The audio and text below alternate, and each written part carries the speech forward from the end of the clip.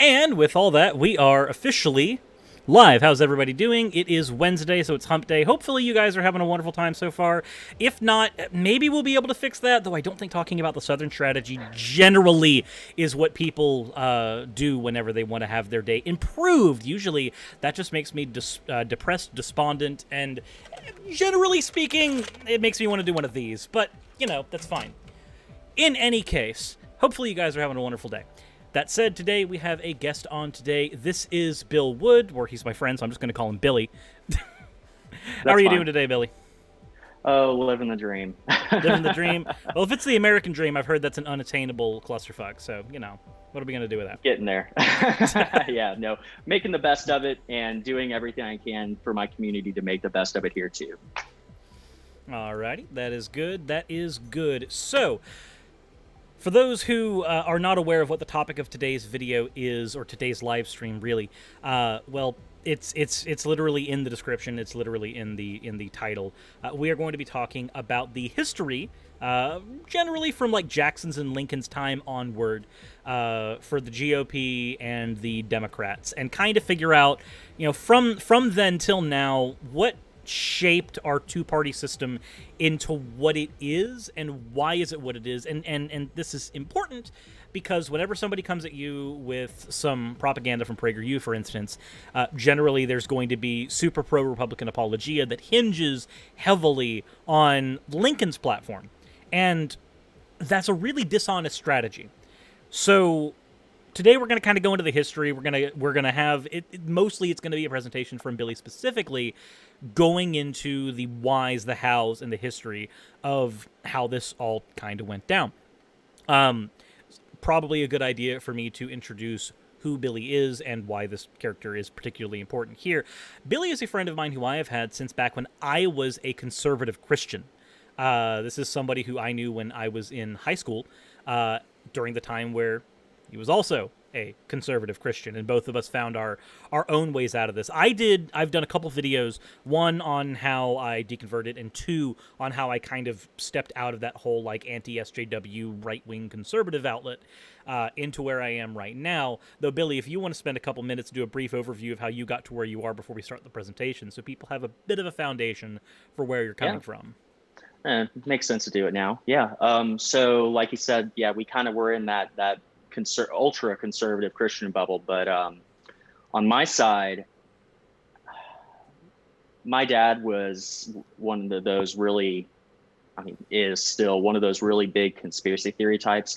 The people that buy into QAnon now, he's one of those kinds of people. Back when it was about sovereign citizens and when the Tea Party was showing up, and they were kind of capitalizing on people's fear of just the liberals in general. There was really no real thing that they were campaigning against outside of the people. So, it was always about how Obama was the Antichrist and he was going to come kick our doors in and take our guns in person, or he was going to send there was one where he was going to send UN forces from South Korea to come take all of our guns. It was mostly based around taking everybody's guns, which or is making still us live really in FEMA camps. That was another big part. FEMA camps, and there was also Agenda 21, UN Agenda 21. Now that is a thing, but they blow it out of proportion, and they act like this is some kind of new world order scary thing, where they were going to push us all into the cities and then released lions and stuff out into the wild and try to keep everybody together in these cities, which makes literally no sense. So that's when I started. It is basically the plot of Divergent. I'm sorry to spoil Divergent for anybody in the audience. I haven't even. Is that a book or a movie? I haven't. It is a book and a movie, but the movie is not worth watching. The book, however, the book is decent if you can get past the fact that it's basically a society built upon the ideals of eugenics. If you can ignore that, it's decent-ish. Okay. Well, yeah. Yeah, pretty much. So that's kind of where we came from. And in my case, I started to doubt this stuff. A lot of my fear I had a big issue with xenophobia coming from this. I was scared of everybody and everything. There were There were a lot of racial biases behind that too, because Dad always said, oh, it's the, the normal complaints today about welfare queens driving around in a Mercedes with their 7 Sheerans and, out in the ghetto kind of thing. And it's like, well, now I know welfare doesn't pay that much if you are lucky enough to even get it. But, it was all this really just out there stuff about how the people who need help are getting way more than they should ever need or deserve, when those of us who are working, which, fun part of the story, my father hadn't worked since 1998. Chris and I were in high school together in 2010. Well, before that, my high school years were 06 to 010. Yeah, you were 6 to 10, and I was 10 to 13. So, yeah, but yeah, my dad hadn't worked in 12 years by this point when we had met. But it was all about how the people on aid didn't deserve it, or it was. The other thing was there was this real negative stereotype of receiving aid from the government. You shouldn't have to have anything from the government. You should be able to work on your own. But Dad, you haven't worked in 10, 12 years. So yeah, that's kind of where that came from. But I started to kind of open up a little bit. I was also working in a church, which actually started to kind of open my mind a little bit out of that. I'm really not going to go into my religious views in this because it's not super relevant to the conversation itself. It's really not. Yeah. So there's nothing against Christianity here, but the concern is that it has been weaponized heavily, which we'll get into later. So eventually, after high school, I ended up moving in for a few months with my aunt out in Elberton, Georgia, a little rural town. But she was a retired business ethics professor. She taught at the University of Pennsylvania, and then later she was the chair of business ethics at the University of Iowa. She has 3 editions published of her textbook, which the 3rd edition I helped her work on. And it was living with her and perusing her. I mean, she had a room full, just massive library, and talking with her about her, her past and the stuff that she's talked about, that started really opening my mind towards, what else has been going on. Fun fact, she actually had Rick Santorum as one of her students, although she's very disappointed in him. Rick Santorum, senator from Pennsylvania, I believe, and then a GOP presidential candidate in 2012. So yeah, that fun fact. But anyway, that's pretty much it. I came back down to Pensacola, where we're from, about later in 2015 when I started my job, and here we are.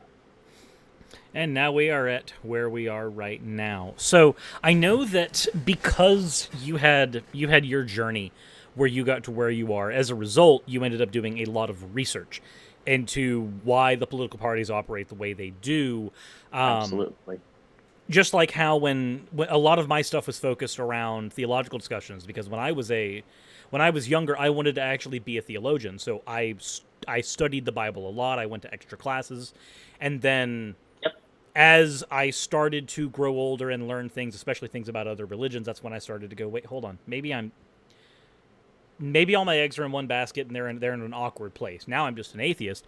But the journey of actually studying is a thing that it kind of slowly, organically deconverts you from extremist views. Because that's where I was at the time. I went to Pensacola Christian Academy, which is Seventh-day Adventist, young Earth creationists, just kind of having their own little baby. It's propaganda school, literally. It's a stain on Christianity. It makes Christianity look a lot worse than it is.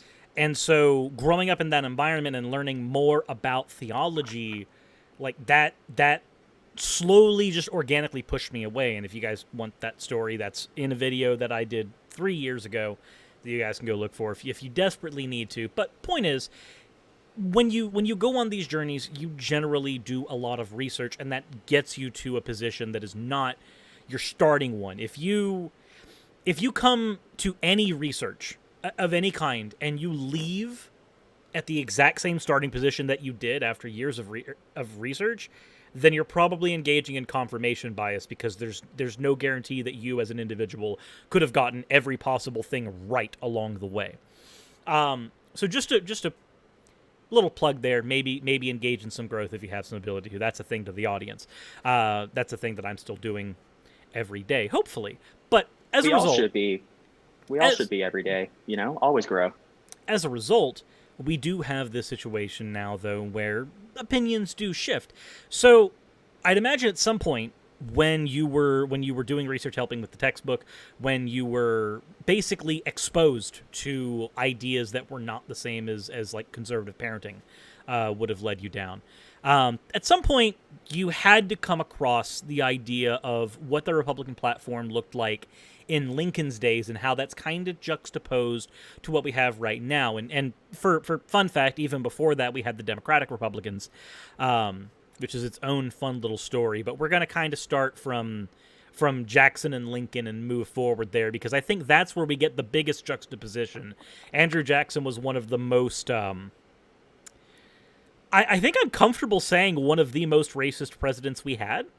Like, if you look at Trump, as bad as Trump is, and then you look at Jackson, I'd argue Jackson's definitely worst if we're just if we're on the racism department and we're not talking about any other, isms in here, I'm comfortable going with Jackson as pretty high up there.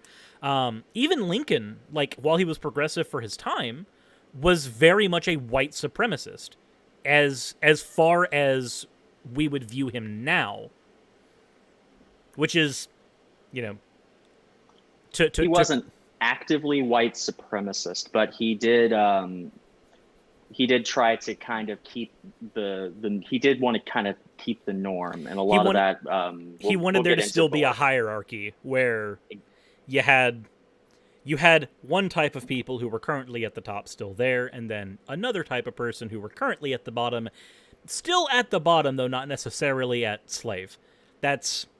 He also had that one famous line, which was, if I could have kept slavery and kept the Union, I would have. If I could have abolished slavery and kept the Union, I would have. Basically, it wasn't necessarily the slaves' rights that were his guiding principle. It was the Union that was his guiding principle, and it just so happened that rights of certain Americans was boiled into there, which is at least a happy circumstance. Slavery was hitting a big boiling point right at the 1860 election, and that's really where this came in, where we are expanding out into the West. So, given that, it is probably a good idea. Let's go ahead and start with what Lincoln's platform was, and then take a look at a few years beforehand, take a look at Jackson, so that we're not just saying these ideas and assuming that everybody knows who these people are and what we're talking about, because there are some people in the audience who aren't necessarily American, and even if you are American, the public education system hasn't been very thorough with American history. I'll just go ahead and say that. Yeah, it depends on who taught you and what state your curriculum was in, and then, that kind of thing. And of course, then we got to in the 2000s when they started saying Common Core. That became a dirty word, but it's having a Common Core of education for, is a good thing. Not to mention that's usually Common Core mathematics that people get angry at. But from what I've seen from Common Core, the teaching methods may not be entirely fleshed out, but it's less about memorization and more about understanding method. Exactly. That's the whole thing about Common Core math, is the parents hate it because they don't get it. The teachers hate it because they have to learn the new way, but it's about teaching the students why math works and not just memorization. We're finally coming around to the idea that memorization is not all that school is. And for some of us that were kind of in the higher spectrum of, we had gifted programs and stuff that, I guess I was under, but we didn't learn by memorizing. We learned by tactile and doing projects was usually the way that, I don't remember any of the dates that were thrown at me in history class, but I remember Joe McCarthy because I was told to do a project on Joe McCarthy. We're going to get into that one too. I remember a lot of the stuff about him very vividly, but that's because I had to sit down and just get onto brass tacks where that particular character was concerned. And given that my political leanings have moved further left over the years, McCarthy has become quite the center point in certain conversations and groups that I'm in. And his whole downfall, Joe McCarthy, was, after all that stuff, when they started bringing him down on the Senate floor, they found McCarthy was just just slap faced drunk on the Senate floor, like just slurring out. He sounded like your angry drunk uncle, like tweeting on oh, I mean that might sound like Trump, but it sounds like your drunk uncle screaming at you across the table at Christmas. That's basically Joe McCarthy, just slur yelling in the floor of the Senate. It's it's a shame. It's awkward though that the thing that got him at the end really was decorum and not the substance of what he was saying being wrong. Which right, and the decorum is what started to invalidate the point, at least. But it is sad that everybody was just kind of on board until it's like, good Lord, this guy's a drunk loony. And it's like, well, yeah, he might be a drunk loony, but that's literally an ad hominem fallacy. But that's ultimately what ended up being his downfall, because most people don't know informal logic, which, it's fine. Yeah. You don't have to know it, but it's funny when you do know it to be able to point stuff like that out and go, yeah, he's wrong, but not because he's drunk. That said, let's go ahead and go into what Lincoln's platform looked like, and then we will continue from there.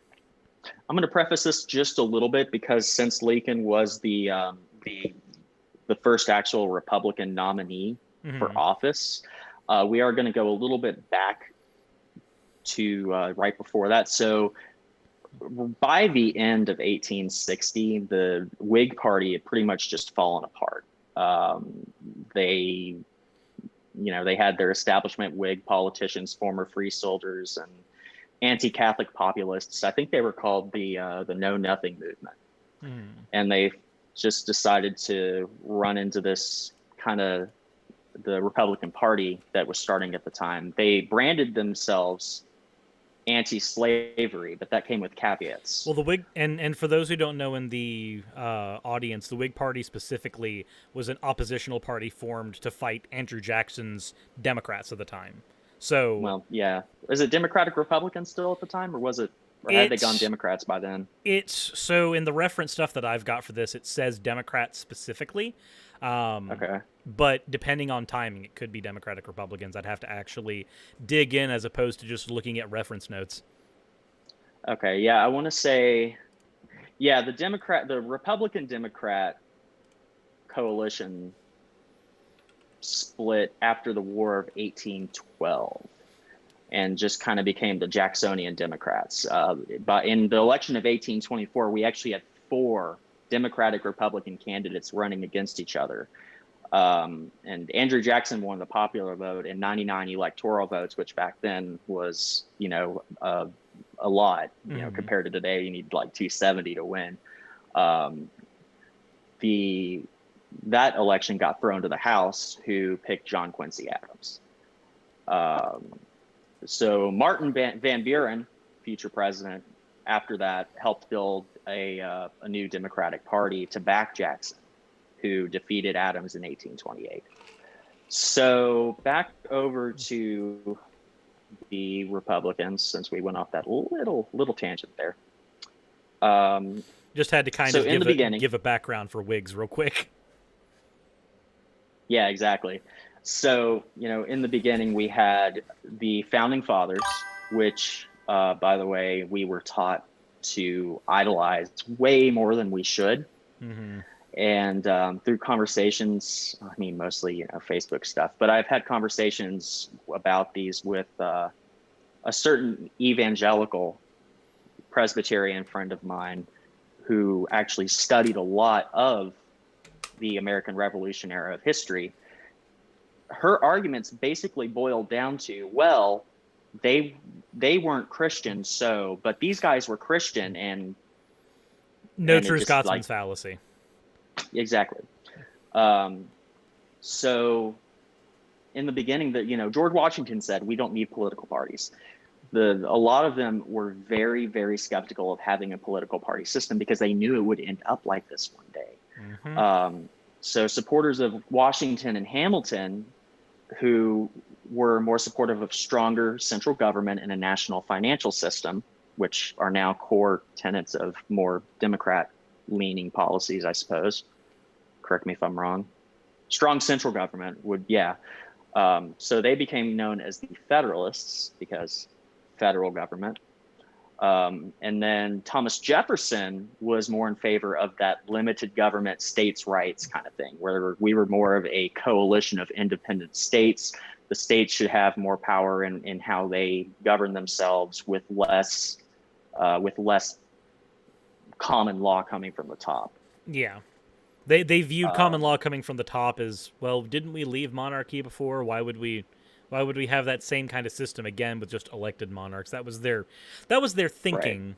Which, I mean, Exactly. there is certainly some merit to that thinking. It's just there's Yeah. a logical consequence that comes when, to tangent for just a second, when the states' rights conversation comes up, 9 times out of 10, at least in the modern day, the states' rights conversation boils down to, well, states' rights to what? If it's states' rights to slavery or states' rights to abortion or states' rights to gay marriage, those are things that we should just accept to be federal rights. And usually people who say states' rights in regards to those are using states' rights as a comfortable scapegoat so that they can hide their bigotry, because they'll go, it's not that I don't think gay marriage should be okay, it's that I don't think it should be federally allowed. And you go, okay, well, should it be allowed in your state? And that's where you get the pushback. And if they say yes or no, if they say no, then the answer goes, well, that's why it's not a states' right issue. That's it, because of people like you. Basic also, rights for citizens. Yeah, and it really boils down to, that's the big argument about the Confederacy is, well, it was about states' rights, and it's like, okay, states' rights for what? And they can't really answer that question, but they're like, it's not about slavery, it's about states' rights. But when you go and you look at the the declarations of secession from these states, include Florida's specifically, I'm aware of, because Governor Milton, who actually the town of Milton down here was named after, Governor Milton, I believe at the time, was the one that read the secession declaration, and it was fully in support of embodiment of slavery as a core value. And basically the rest of the Confederacy was the same way. So you can't just say, well, it was about states' rights, and state, like, again, there is merit to individual states' rights as a platitude. Right. But when you talk about the individual rights, there are certain ones where you have to go, well, why is this one a states' rights issue? Like, why is slavery a states' rights issue? Why is gay marriage a states' rights issue? Why is this one? Like, when you get into the individual ones, generally speaking, that's when you can kind of get somebody to go, well, it's not really about states' rights. It's that I just want to live somewhere where this doesn't happen. Like, exactly. Okay, well, then it shouldn't say that. It should come down to any human right, any basic human right should be federally overseen. The states can have control of the way that they do their stuff, because stuff is different in different states. Just like, around the world, we have different governments that run different ways, because culturally those systems work. We don't go into the Middle East and knock out a government that's perfectly functional and replace it with something that doesn't, just, because we think it's better. We do it for other reasons. I was about to say, well, we do that. We just don't say it for those reasons. For other reasons. It's like what we did in South America. Anyway, all right, so back on track. Yeah. So after the War of 1812, the Federalist Party dissolved, and by the 1830s, the Democratic Republicans had moved into the Democratic Party, which, like I said, rallied around Andrew Jackson. The opponents formed the Whig Party, and then we had the Democrats and the Whigs. So in the 1850s, the issue of slavery started to come up because we were expanding into the West, and the question came up, well, does slavery extend to all these territories as we're moving out here, or should they have their state's right to choose whether or not to allow it? Yeah, so that ripped apart those coalitions. So we got new political parties out of there called we had the Free Soil and the American Know Nothing Party, and then we had the Kansas-Nebraska Act, which would have permitted slavery in territories by popular referendum. This kind of put together a movement against it a movement against it from a coalition of the Whigs, the Free Soilers, the Know Nothings, and disgruntled Democrats. Basically, the more liberal wing, the ones that said we really don't need slavery anymore. We shouldn't let them start slavery in the first place. And that's what became the Republican Party in the beginning. So that's 1854. I believe it was by 18, I want to say it was 1854. This is where we go over notes. Yeah, this is where I'm like looking at my notepad. Well, we'll just move ahead. So 1854, this all happened. So by 1860, 6 years later, we have a presidential candidate, Abraham Lincoln, running as a Republican. And the Democratic Party had started to splinter. They were running, I think it was 2 or 3 people over there that just didn't work, and that split. So it was really a 3 or 4 man race.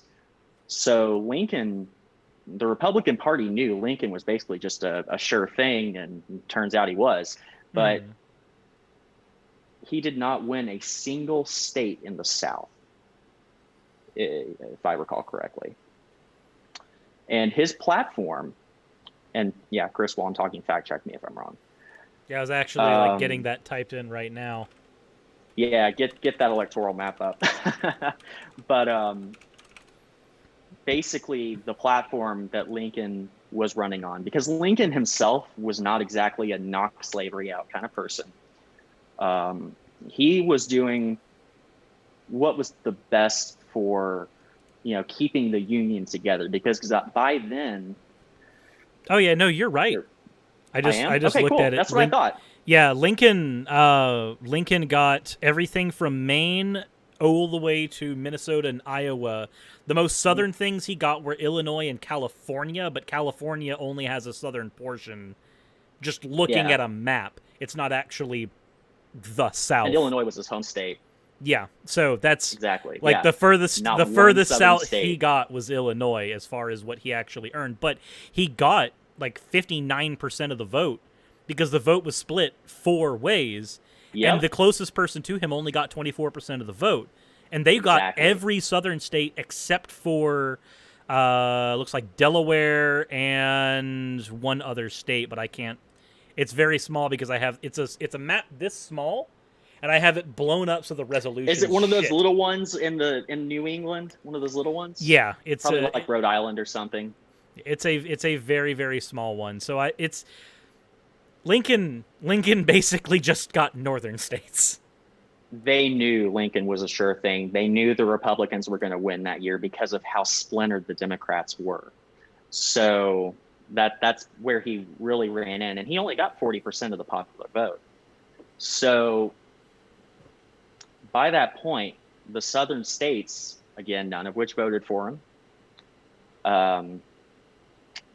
they were like, all right, well, that's it. We're going to secede. Lincoln couldn't even get to his inauguration before they started seceding. And actually, there was an assassination attempt planned on Lincoln on his way to the inauguration.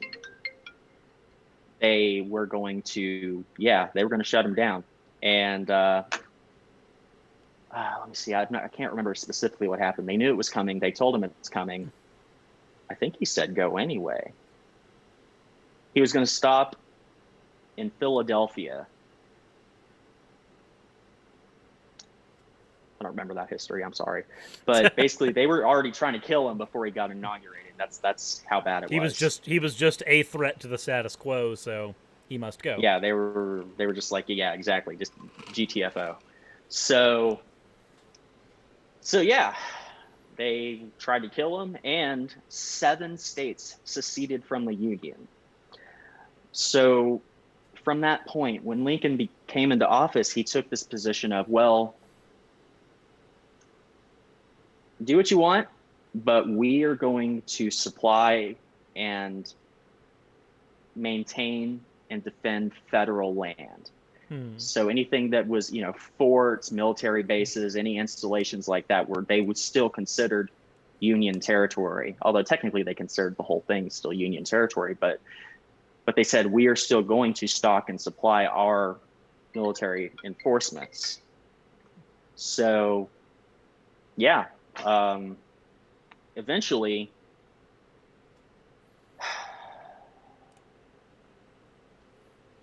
breath. yeah, sorry, I just.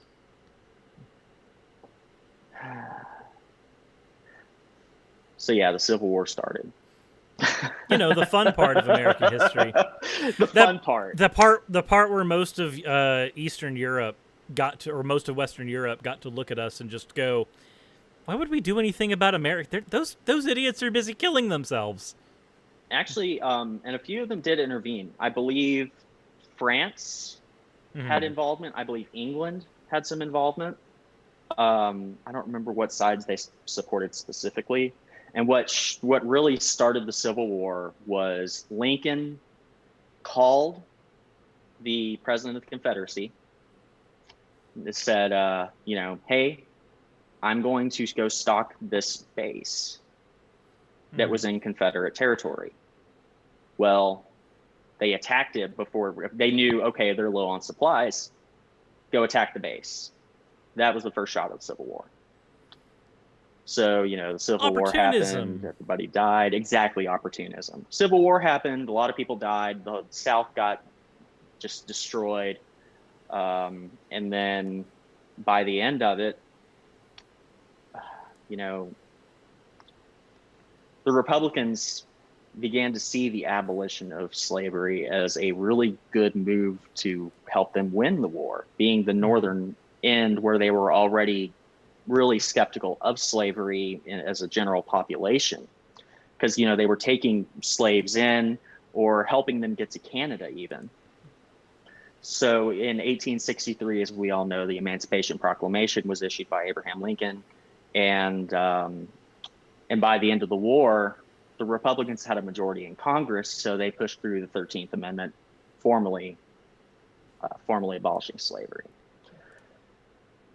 So I believe back then the presidential system was still the loser becomes vice president, which would mean Andrew Johnson was then the president after Lincoln's assassination. So he really just kind of didn't do anything.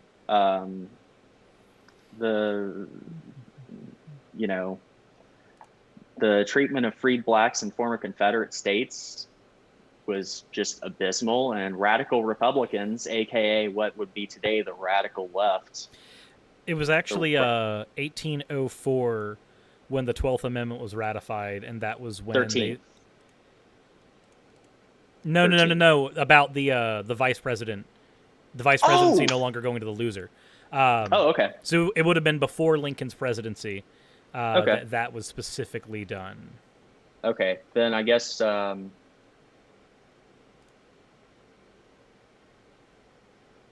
yeah, I missed that part in my notes. Andrew Johnson came as the next president after Lincoln, though, right?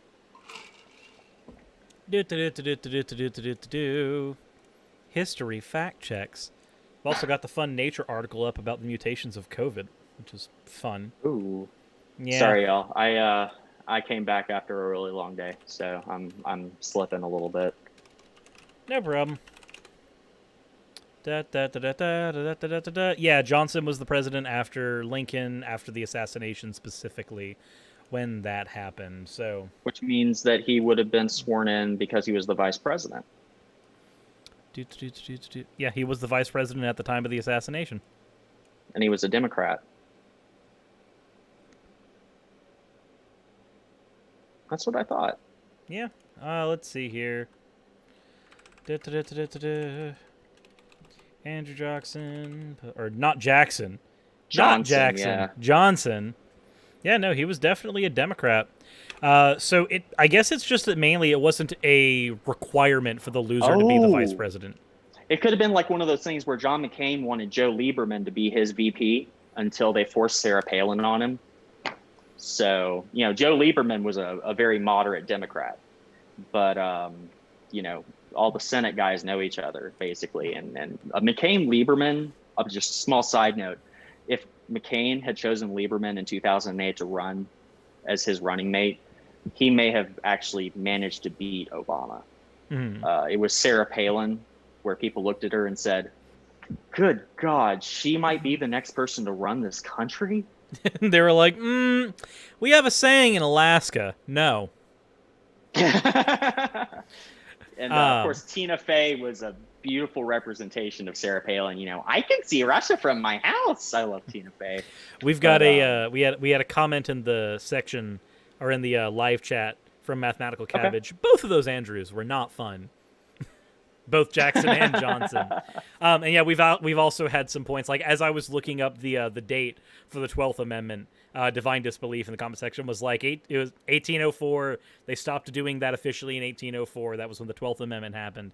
So I'm just like, I'm looking through. It's funny that like as I'm going through and making sure that things are correct, there are some people in the chat who are making sure that things are correct as well. Yeah, I am looking at the chat here. I see, lol, no, Obama beat McCain by nearly double digits, which, thank the Lord. But it would have at least changed the map quite a bit if McCain had chosen Lieberman, because picking a Democrat as your running mate would have pulled a little bit of the electorate away from Obama.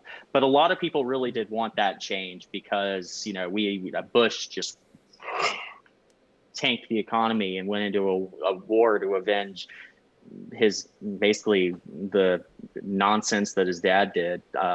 Bush 1 called Saddam a Hitler and went and spent just like bombarded Kuwait and stuff in Desert Storm, killed a bunch of civilians, and then just declared it over like, hey, we killed everybody, we're done.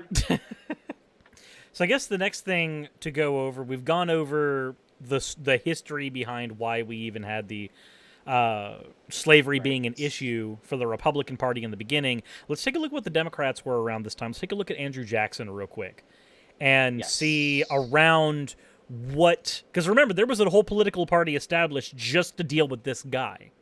So let's take a look at Jackson's Democratic Party and see why this is usually used as an argument against people who are Democrats. Now, I'm one of those people who is Democrat not because I want to be, but because there's not really an effective way in the current United States to do anything left-wing outside of that framework, which really blows. The only person that managed to actually do that was Bernie Sanders, because he had gone through so much in Vermont working on the ground for his people that they all knew him. They knew he was on their side, and he ran as an independent and an open socialist and got elected to Congress and the Senate, and would have probably had a much better chance at the presidency than Hillary Clinton, because, you know, nobody likes Hillary, and Hillary famously said that, oh, nobody likes Bernie. It's like there's more people that like Bernie than like Hillary, and there are more people that like Biden than Bernie, only because Biden came off the tail end of Obama's presidency. There are more people that know him as more than just that socialist over there. And when you know more about his past, he, like me, actually, you know, knew he wanted to be president of the United States from his adolescence. He knew that's what he wanted to be. And, you know, he worked his way up. He had some tragedy. He almost died of a brain aneurysm during his first campaign for president, actually. Almost died of a brain aneurysm right after he had to fall out of the race. You know, he lost his first wife and, you know, and one of his sons, I believe. You know, he's been through a lot of tragedy that sobered him up and brought him down a few notches on the arrogance scale. So he became, you know, a good guy. Now, of course, modern Democrats have this well, we'll get into that later with the current relationship between Democrats and corporate establishment. Anyway, moving on. So Andrew Jackson. Yep, let's talk about Jackson for a sec before we move into the more modern things. And as we do that, Growlith, come here. Your barking is very easy to hear for everybody. So just come here. Come on, girl. Come on. You don't you can come here, and you are fine. Look at you. Good. Can we get an H in the chat for Growlith before we move into the Andrew Jackson part of this? Because it's not going to be pretty. But she is. What breed is he? Growlithe, she is a Oh, she. yeah, she is an Australian Shepherd mixed with a Border Collie. Okay. I've got a massive golden retriever, but I blocked him out of the room before I did this. Nah, I can't block her out of the room for an entire live stream because if I do, she starts to bark at the door because she goes, "My people are not near me. Anxiety time." So, Yeah. and I already had her outside when I was running her earlier, so there's no point in me trying to have her there. I just have her up here. Come on, come on. Okay, so you're gonna be here, Growlithe, while Billy goes into Andrew Jackson. Ah, come on. Yeah. There we go. All right. So let's talk about Andrew Jackson. That is my face. So, Stop. actually, I'm thinking, should I get a? I think I'm going to pull up a chair real quick. Probably a good idea, all things considered. I like to stand when I lecture like a teacher, but it's been a long day. And then the knees start giving out. Hi, Growlithe. All right. So, so we're going back a little bit to the election of 1824. We had 4 members of the Democratic Republican Party that ran against each other. Andrew Jackson won the popular vote. We're talking about Andrew Jackson? Yeah. Andrew Jackson. Johnson. No, we're talking about Jackson. Okay, we're talking about Jackson. Okay, I got mixed up. Okay, so Andrew Jackson Yeah. won the popular vote in the election of 1824 and 99 electoral votes. But the lack of that electoral majority pushed that into the House, and the House of Representatives awarded the presidency to John Quincy Adams. So then Martin Van Buren, who, future president, at that time he was a senator from New York, and they decided to reform the Democratic Republican Party, renamed it the Democratic Party, to back Jackson, who then defeated John Quincy Adams in 1828. So JQA was a one-term president there in that point. So what kind of platform did did Jackson run on? What were his major things, and what things did he actually end up doing with his time in the presidency? Oh boy, well, the Trail of Tears. That's a fun one. He loved evicting Native Americans. That's a fun word for that. Evicting. It really is. I'm joking about it, but as somebody who's not big on landlordship, that word is already a dirty word in my vocabulary, and using it in this context, it's a bit more. Yeah, luckily I've never had the pleasure of being evicted, but there's a lot of reasons why I own now. There are a lot of reasons why I bought a house. So Andrew Jackson was actually a war hero from the War of 1812.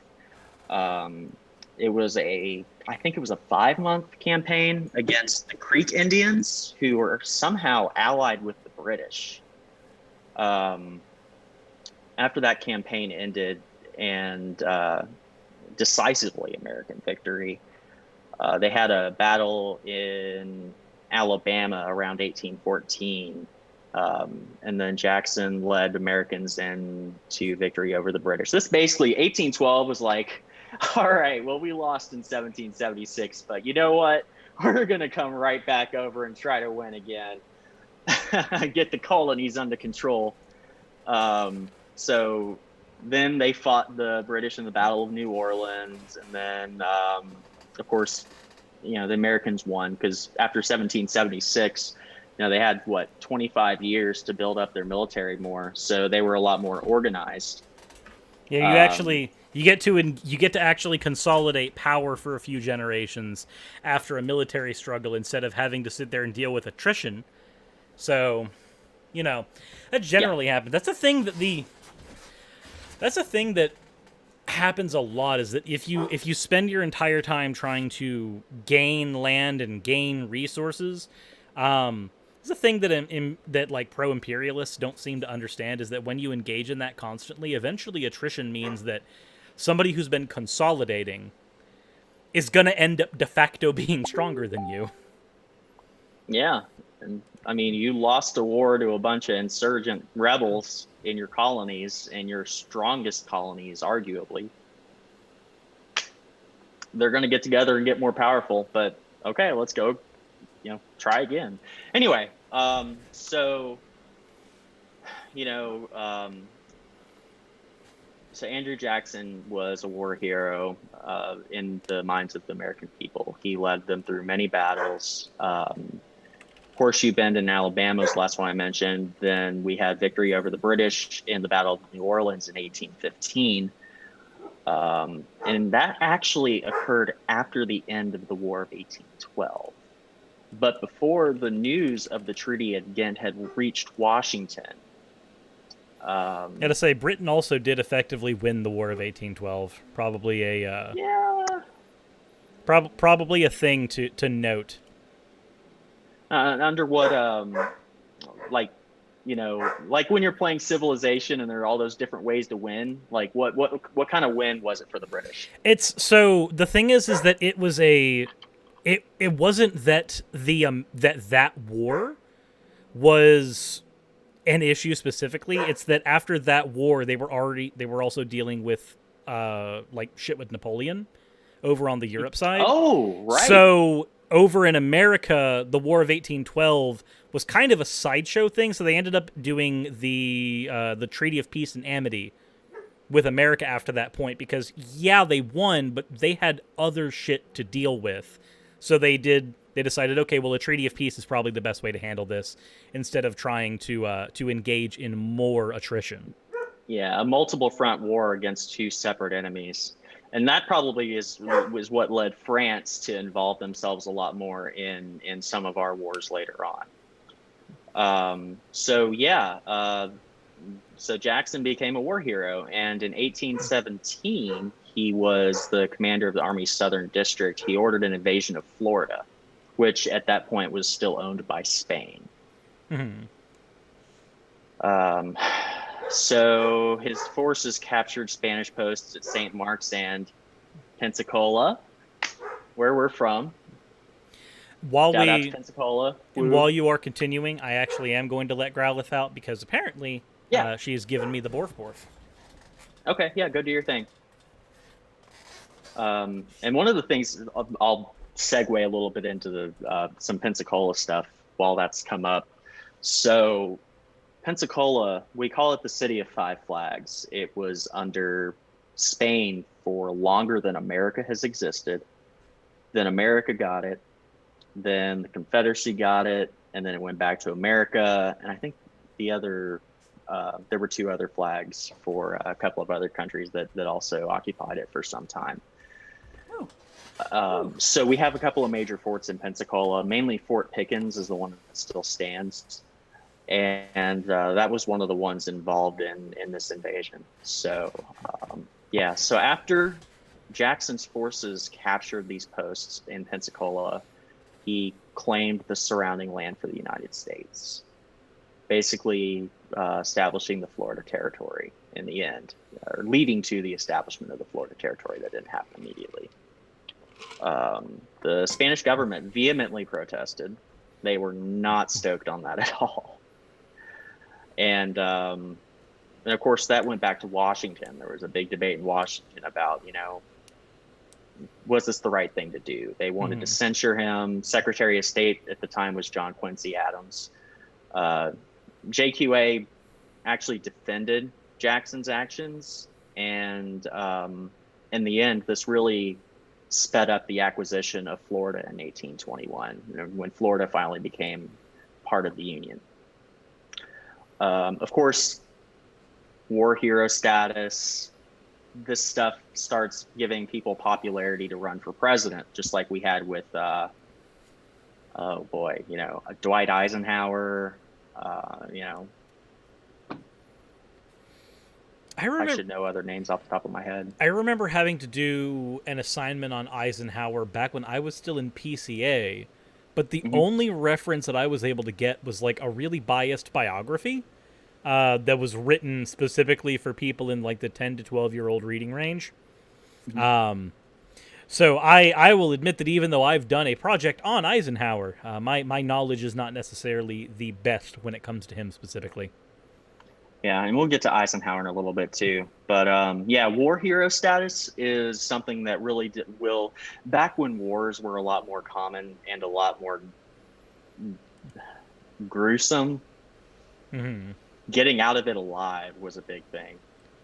And yeah, so that strategic knowledge and the president being commander in chief and just the popularity among the American public in general, that elevates somebody to the national platform where they can really think about, well, do I really want to, run for president? So yeah, Jackson got popular. They said, well, he should run for president. And most people are like, oh We've no, done that a I don't few want to run for times with president. we've done that a few times with people. That was like a lot of McCain's Ulysses Grant. Grant's platform was War Hero. A lot of McCain's platform was War Hero. Um, it's a pretty normal thing in America to try to get our It war is. heroes into presidency. We still glorify war. Yeah, McCain and I have some fun. Actually, the folks I bought my house from, they're in their 90s, but one of them has a couple of really fun stories about John McCain back when they were on a ship together in the Navy. McCain was a little rabble rouser. It was his capture in Vietnam that sobered him up. But That's yeah, what tends to happen. You have bad. It's like I got sobered up a decent bit by being homeless. This is a thing that happens. yeah, and I was on the verge. I understand. Growing up in destitution and then working your way up to, hey, I just bought a house, and then having your whole income just ripped out from under you. Yep. Yeah. So we know that with Andrew Jackson's platform, we had things like the Trail of Tears that came from that. Yes. Were there any other major takeaways from his platform that we might have considered, basically things that we might consider problematic now, because generally speaking, when we're engaging in conversations like this, it's usually the fact that he was part of what is called a Democratic Party. And I use that Yes. wording very specifically. That's used against people who consider themselves Democrats, or at least aligned with Democrats pragmatically today. Yes. So, well, it's let me get through my notes a little bit here. I actually did a lot of research before I started this. I'm trying to get through to that point. Okay, so at this point, and Jackson came in as one of the first frontier presidents. So this is when we were really expanding out towards the west, and the center of political power started to shift from the east towards the west as it was becoming colonized, because we were giving people land and saying, go stake out some land and do some stuff with it.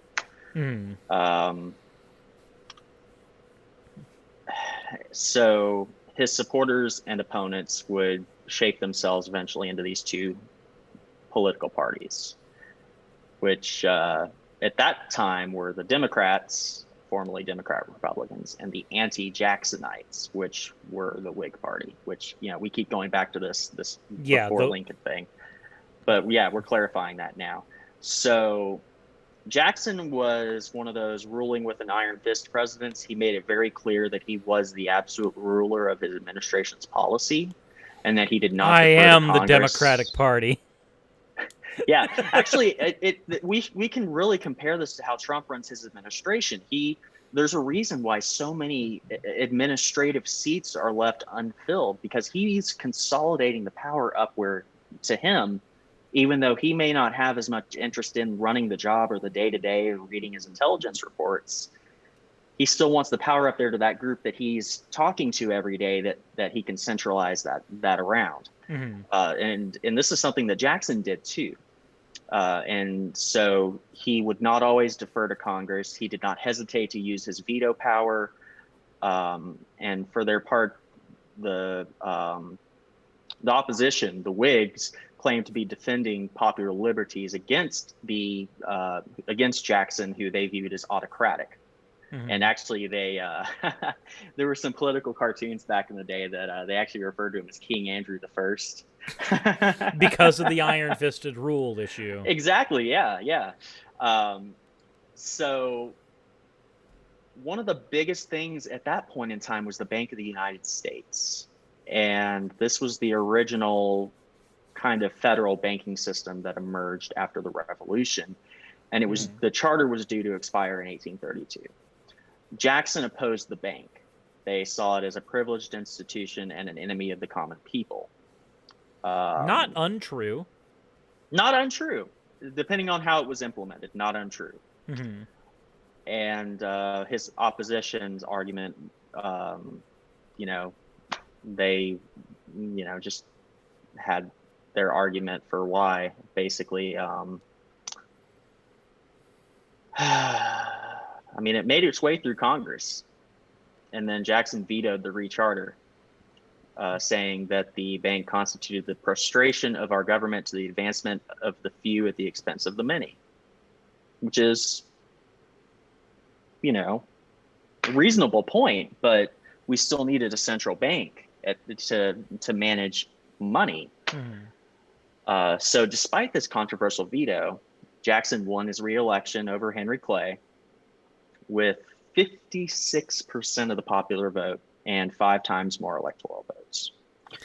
Yeah, that's still kind of a weird way our electoral system works, though, when you think about it. Yeah, the electoral college as a whole, that's another rabbit hole. That's a topic for another video. That's something that we might actually see a little bit. I think Biden's looking at... I know he's got a panel on judicial reform coming up, and I believe at some point they are going. It might not be during Biden, and Biden is likely going to be a one-term. I highly doubt he's going to run again in 2024. He's probably going to step down and let Kamala take his place. But it's going to come up before 2030 about, is this really something that needs to happen? I think so we have about 30 minutes left on the show. So, wow. Yeah, we've been going for an hour. So we do need to go into the next part, which would be, let's go ahead and move to 2 specific things that kind of shaped how Democrats and Republicans are viewed now. Because we've gone over how Democrats and Republicans were viewed at kind of their inceptions. You have the Jackson's Democrats, and then you have Lincoln's Republicans from when they were formed. Now let's take a look at more of like your New Deal Democrats and your Southern strategy Republicans, and why those platforms shifted in a lot of ways. I know that a lot of times we say the parties flipped. That's like 90% true. They flipped on a lot of things, but there's still some things that weren't necessarily like actually flipped on. The flipping is very much a and people like to think it was a no, flip, it wasn't. The Southern strategy was a very long-term process. It was not an instantaneous thing. Exactly. But it is. I do want to point out, flip is very much a nomenclature for what happened. It's fine if you want to use that in regular conversation, but if you're trying to have a conversation, and the point of a video like this is to give you some tools when talking to somebody who's doing like the PragerU apologia or using PragerU for their apologia. If you're going to engage in that conversation, make sure to be very specific when you say the word flip. You're not meaning this was an instantaneous thing, because if you do, you're the one not being honest right now. And if you're not being honest against somebody who's doing the PragerU thing, maybe, just maybe, reevaluate your method. The people that are doing that are immediately going to jump on any small, tiny thing that you say that might be wrong, and then completely turn that argument against that one point. Mm-hmm. So yeah, let's move forward past the Civil War. So into Reconstruction, there were different things like they were going to start giving former slaves tracts of land to stake out and build their lives on. And I believe it was Johnson revoked it. Mm-hmm. It's like it had already passed and stuff, and he said, "Nope, we're seizing all that land." So during Reconstruction, Republicans started associating themselves more with big business and financial interests in the more industrialized northern side. And by then, the government had expanded during the war, including passage of the first income tax actually came right after the Civil War, or during the Civil War, the income tax was instituted. And northern financiers and industrialists, they benefited from that spending. Of course, down here in the South, there was white resistance, strong white resistance to Reconstruction. Mm-hmm. And that solidified a lot of these interests because most of the industry was white owned, and it just it ended up more integrating this systemic race issue that is still, showing up today. The blacks of the South became the main Republican focus, and by the mid-1870s, the Democratic Southern state legislators had wiped out most of Reconstruction's changes, including giving them land, giving them a place to start from. They said, "Nope, you're not getting any of that. Good luck, have fun. If you don't like it, go north." And that actually started a big migration of the black population to the north, into the cities where they had more opportunities. They were able to find jobs, and they weren't, just treated as subhuman still. So moving into the progressive era towards the Great Depression, this is where we're seeing the Republicans, as I had mentioned a little bit ago, becoming more and more associated with big business and business interests. And by the early 20th century, they were pretty much, seen as the party of the upper class elite. And with the rise of the progressive movement, which the progressive movement came out of working conditions in the factories, child labor, immense working hours, weekends didn't exist. The 40-hour work week was considered a radical socialist thing. And now it's considered the norm, except with a caveat, is that if you're working a 40-hour work week and you somehow are not making a living wage, like at least 20% of Americans, there's also a general conservative notion that you're not working hard enough, as if it's your fault, as if working harder in a 40-hour work week will somehow magic more money into your pocket, which is always a fun thing. You're not working hard enough. Okay. Well, if I bust my ass twice as hard at work, I'll get paid the same. Exactly. And then they're just like, well, just go get another job. And it's like, well, you can't just go get another job. It took me a year and a half. And not all skills I could find another job. And not all skills are transferable.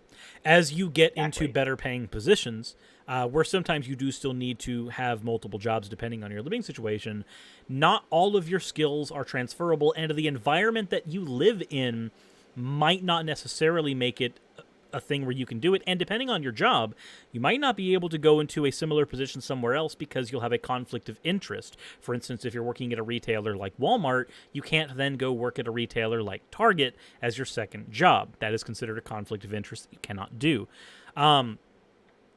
Any time that I hear the, go work another job, go do this, go do that, why is it that is the solution as opposed to fixing the system that made it to where we have to engage in that kind of behavior in the first place? If I want to work, as somebody who has held down 2 jobs before, as somebody who has held down 3 jobs at one short point in my life, I will say this: working 60 hours a week for one job is infinitely easier and pays more than working Definitely. 30 hours a week at 2 jobs, because you've got travel time, you have the wearing down of your own psyche, because when you stop a task, any task, and then you move on to another completely different task, you have an entire startup cycle again. You're less efficient, you're less motivated, and why would you be arguing for people to engage in less efficient work, especially if you agree with things like the division of labor, which I don't entirely agree with. I agree division of labor makes things more efficient, but agreeing that that's the status quo makes it to where it's harder for you to have a transferable skill. So, anyway, there's my fun little rant where just work another job comes in. It makes you less efficient, it makes you less viable for a job, and it causes mental strain, which leads to more expenses and less healthy lifestyles.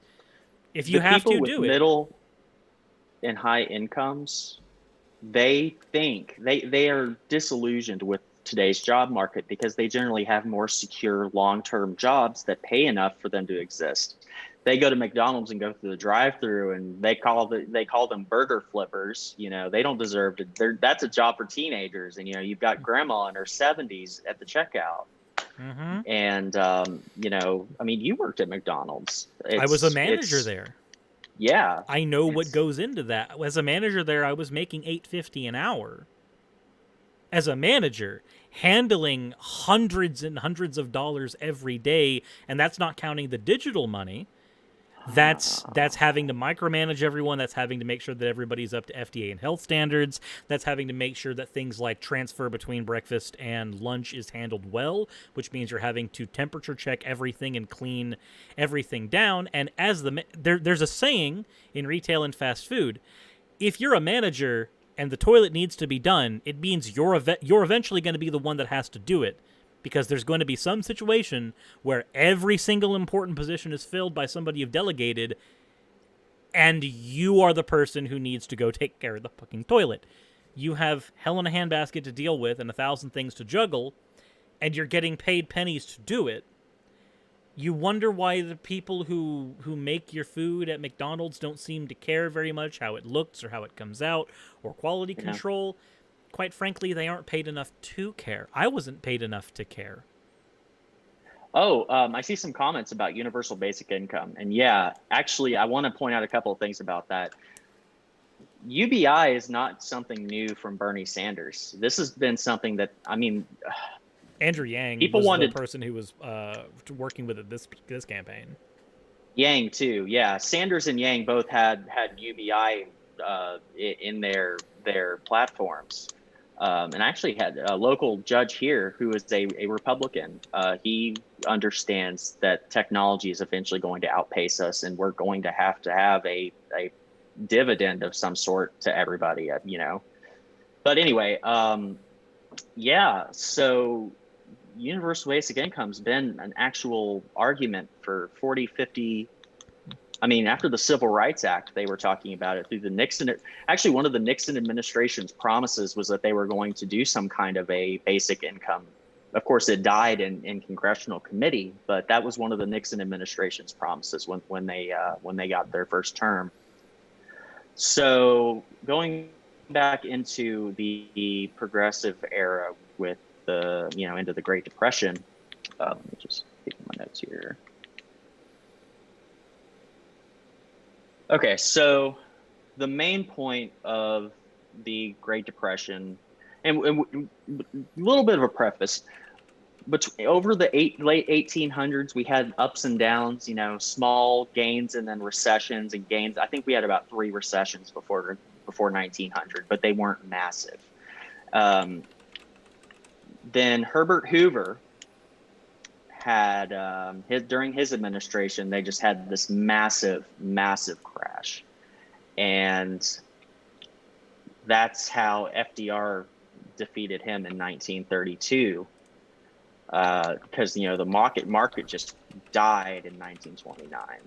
So you know, it's like what we're seeing now with people being laid off because of COVID.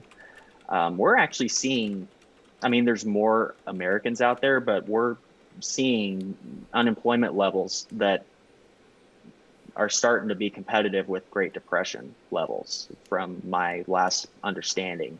Well, let's take a look here. So, Great Depression. The Great Depression. Depletion. We had a 24.9% unemployment rate during the Great Depression. Mm-hmm. Current unemployment rate in the United States. That hasn't gone up, down, and I mean, it's been variable. So as of September, we are sitting at about 7.9% unemployment. So we're not quite depression level, but we are sitting at we are getting to where I'm comfortable saying recession level, but certainly not the lows we had in the Great Depression. Not quite yet. Not quite yet. Yeah. Well, I mean, AMC is about to go bankrupt, so they're about to lay off a bunch of people. We're going to have a lot more layoffs going into 2021. It's funny, AMC going bankrupt is an interesting tangent, because they just recently adopted, like literally this year, adopted a model that should have allowed them to gain some longevity, and it's a model that Six Flags had to adopt, and it's the subscription model, where you have a subscription to AMC theaters. Same thing. The reason that me and Raz were able to afford going to Six Flags back when we were able to do it, of course, COVID's a thing, so not that anymore, was because it costed us $8 a month to go to Six Flags, because that's what a pass there was. Add another $8 to that, and you get food and drinks for the entire time you're there. Like, that's...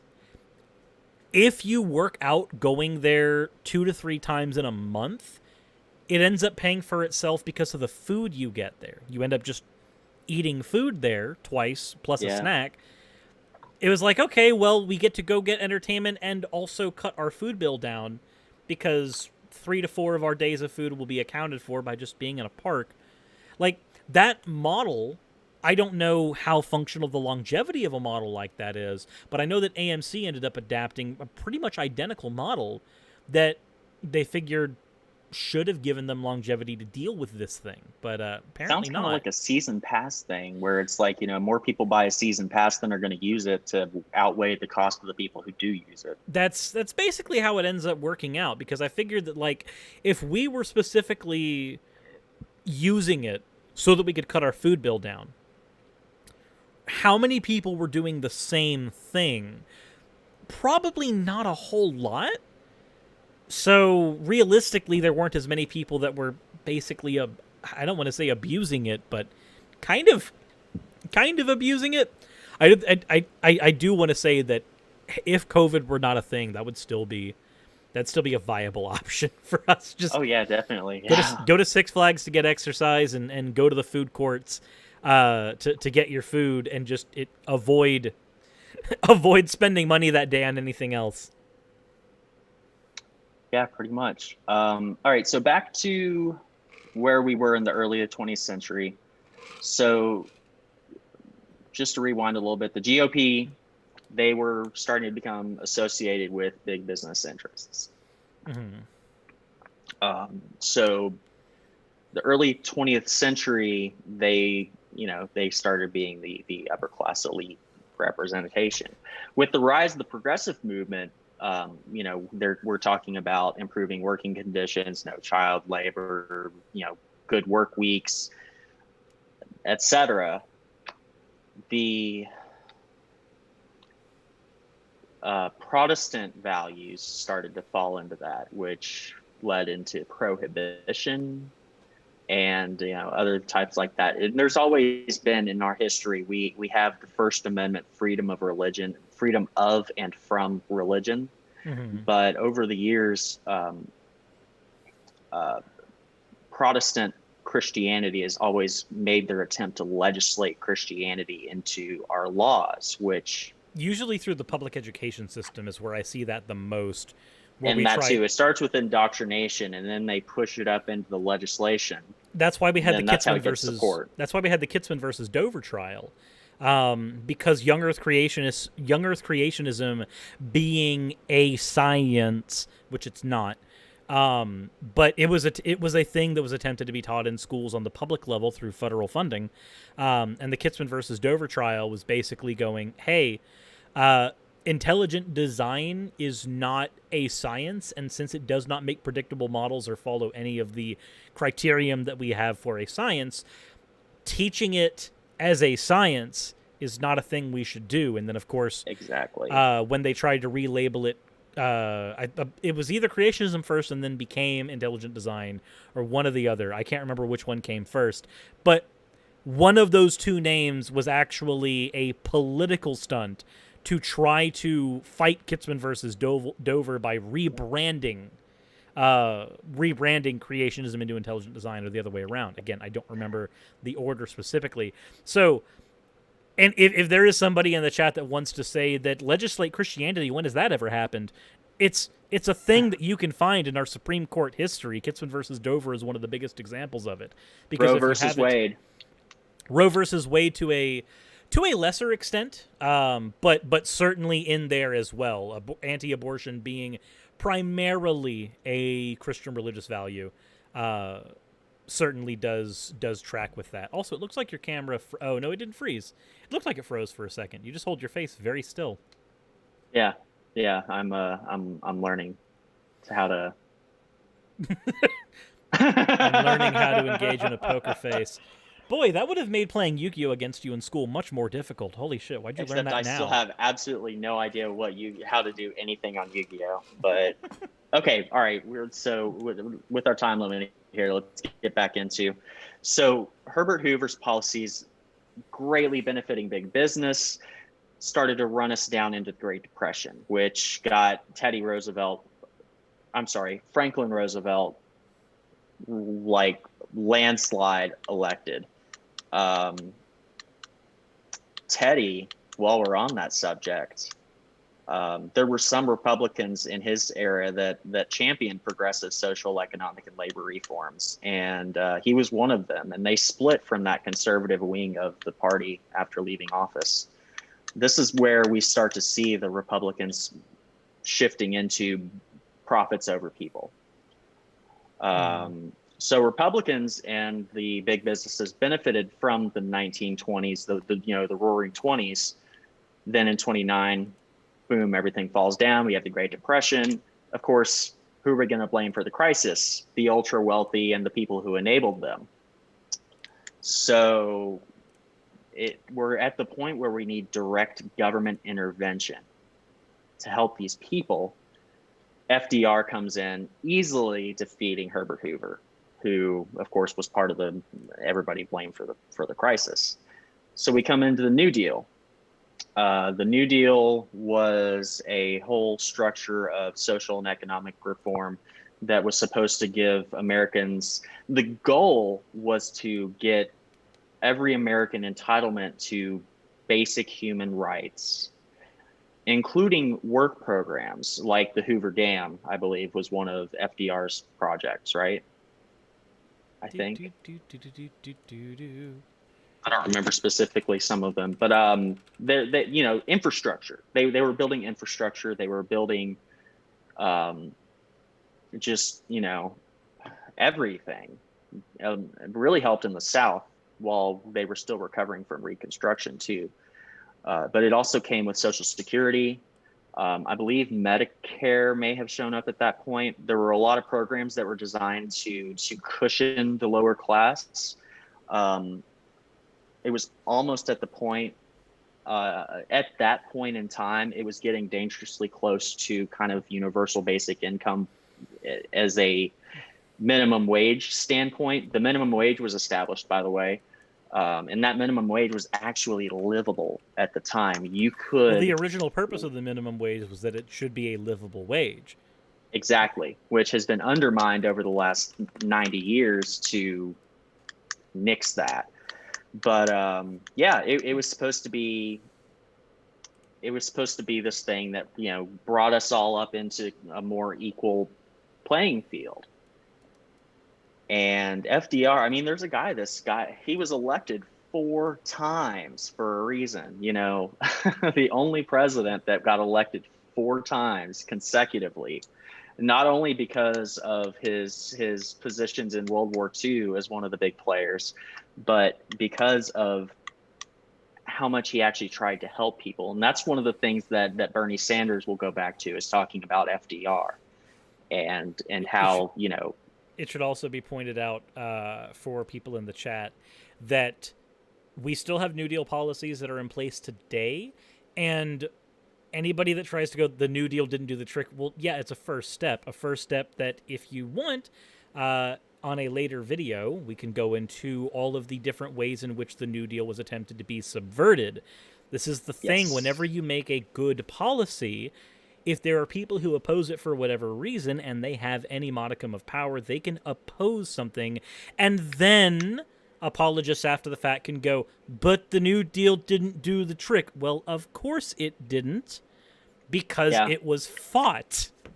Yep. It was designed to do something, and even if it passed full both chambers and the president with flying colors, a Republican administration, a majority can come in, gut it, and then say, "Oh, it was the Democrats." And that's kind of what we see lately. Is, you know, like with the Obama, the ACA has that. Yeah, exactly. Because there's issues with the ACA. Things like the fine for not having health insurance is a stupid move, but. Which, I mean, the reason for that, the reason that they put that in was to help keep the premiums down for everybody and keep that big increase from happening. But it still happened, whether or not they did that, because all of the Republican-led states rejected the expansions to Medicaid. So then they're like, "Oh, well, it's Obama's fault." Well, no, it's your fault for not expanding Medicare in your state. Sorry, I have a lot of stuff about the ACA that just they actively undermined it because Obama, literally. That's leads us into modern contrarianism, Republican contrarianism, where you know, the Democrats do something.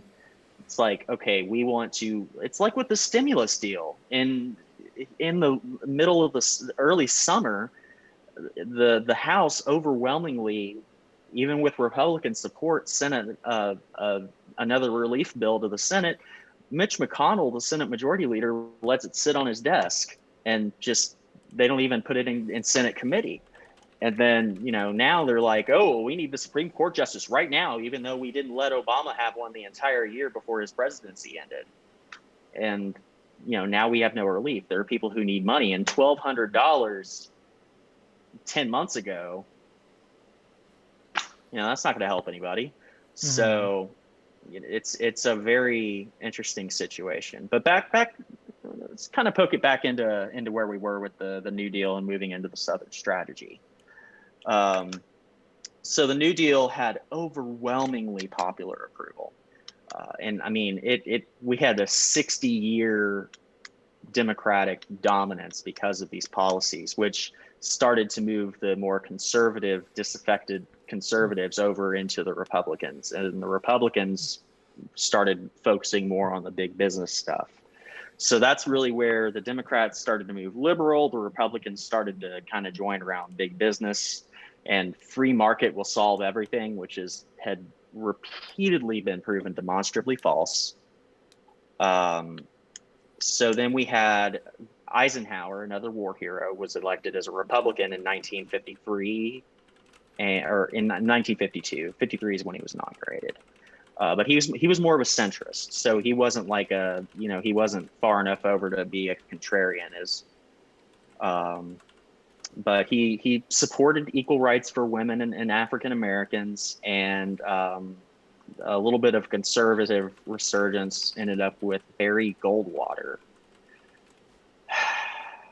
His nomination in 1964, which Barry Goldwater was just a mess. I mean, there are a lot of things that a lot of parallels between Trump today and Barry Goldwater then, although nothing can really compare to the Trumpism that we see today. But Barry Goldwater was a very similar situation.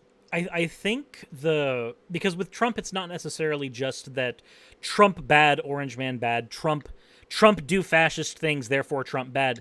Yes, those things are true.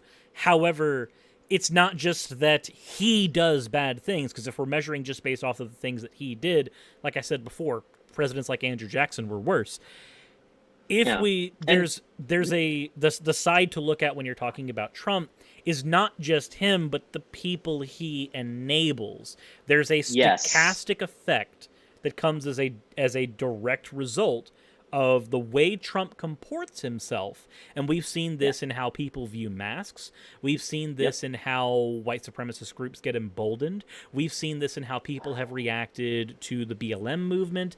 All of these things are not a response to things that Trump has done legislatively, not things that are going to be officially on his record the same way things like the Trail of Tears were for Andrew Jackson. These are things that are just the end result of how he comports himself and who he enables. That's the factor to look at with Trump is not just Trump and the things he does, it's Trump, the things he does, and how and who he enables and why.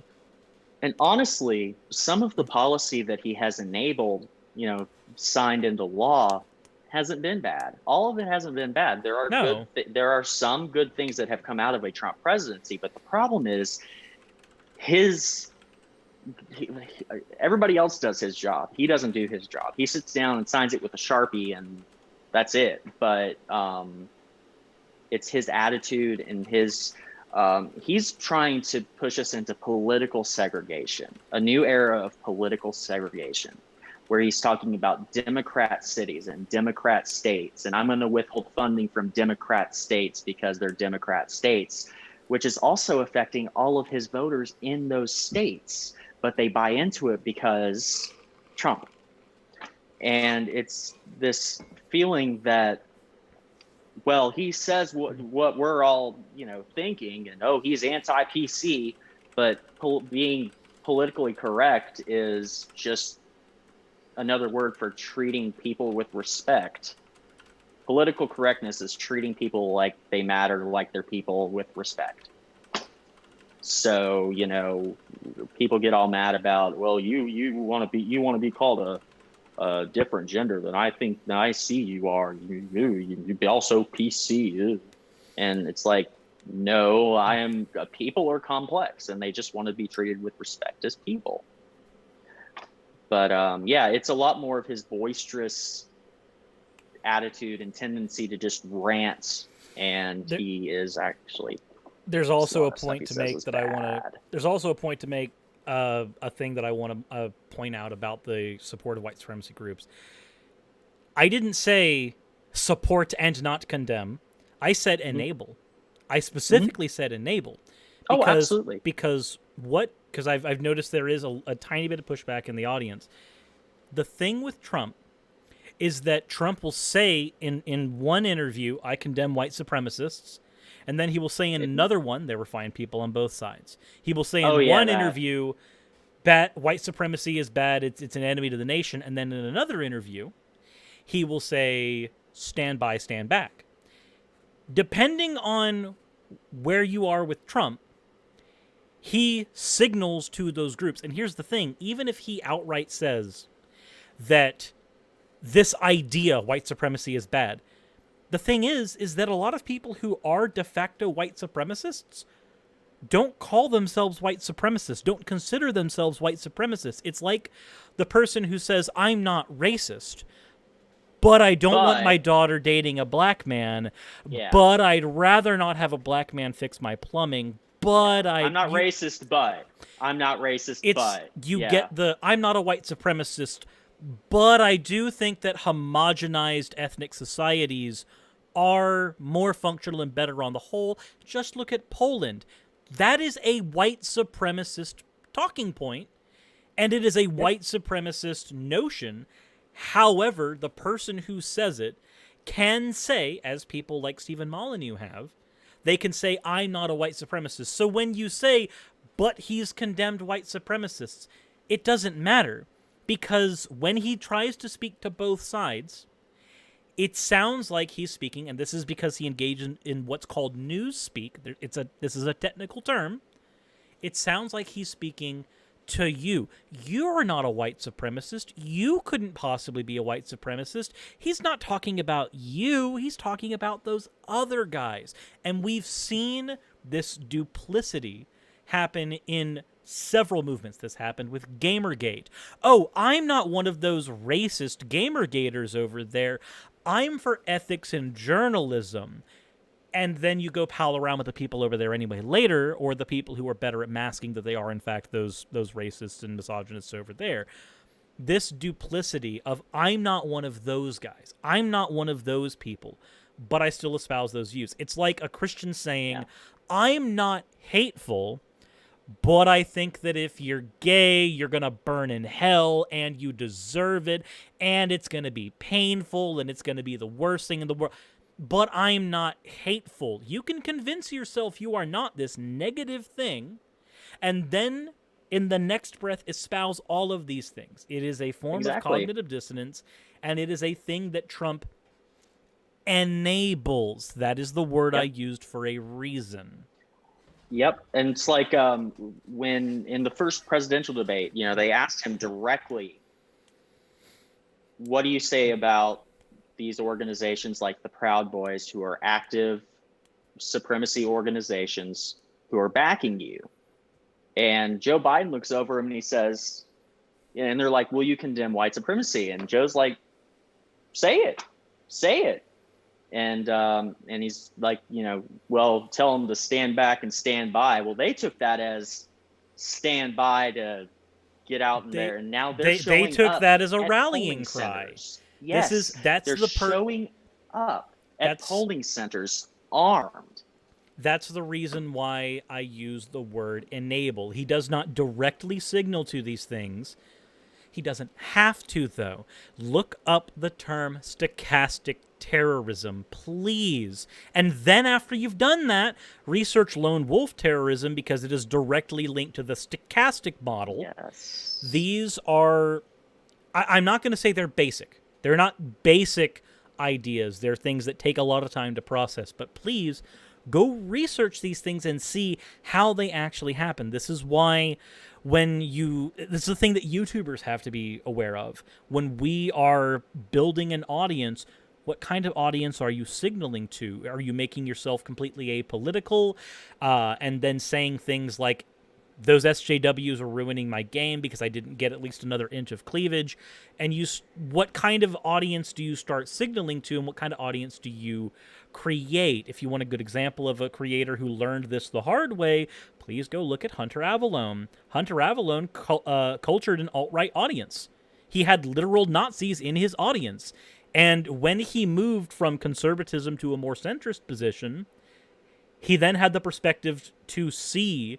Because once people started going against him, he saw the people who were going against him were those alt-righters, were those Richard Spencer enthusiasts, were those people.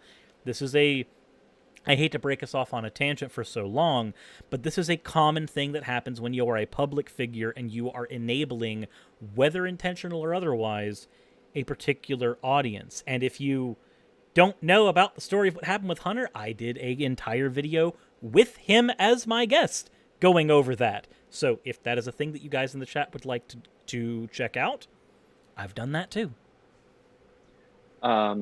Get just a little bit back on track, because this is stuff that I was going to head into a little bit more towards the end anyway. So post World War II, this is really when the political sea change started. That's kind of what some people call it. So the white Southerners began migrating to the GOP because of their opposition to big government, expanded labor unions, and civil rights. And the whole opposition to expanded labor movements is in the interest of the big businesses, because once you unionize and you start fighting for rights, well, that costs them profits. And then they also started weaponizing the conservative Christian base. And they really only focus on certain key issues: abortion, which is really just women's rights, abortion. And they basically act like people go out and get recreational abortions. They literally do. I mean, that's pretty much how they act. It's like, oh, they're going to go get abortions, and it's like, people aren't having abortions for fun. It's not a fun thing to do. And I'm not speaking as a woman. For the one in now, granted, there is a thing about the reductio ad absurdum. If you can conceive of it, it has probably happened at some point. There is probably at least one person in the world, maybe even a few hundred people in the world, who have engaged in recreational abortions. But here's the thing.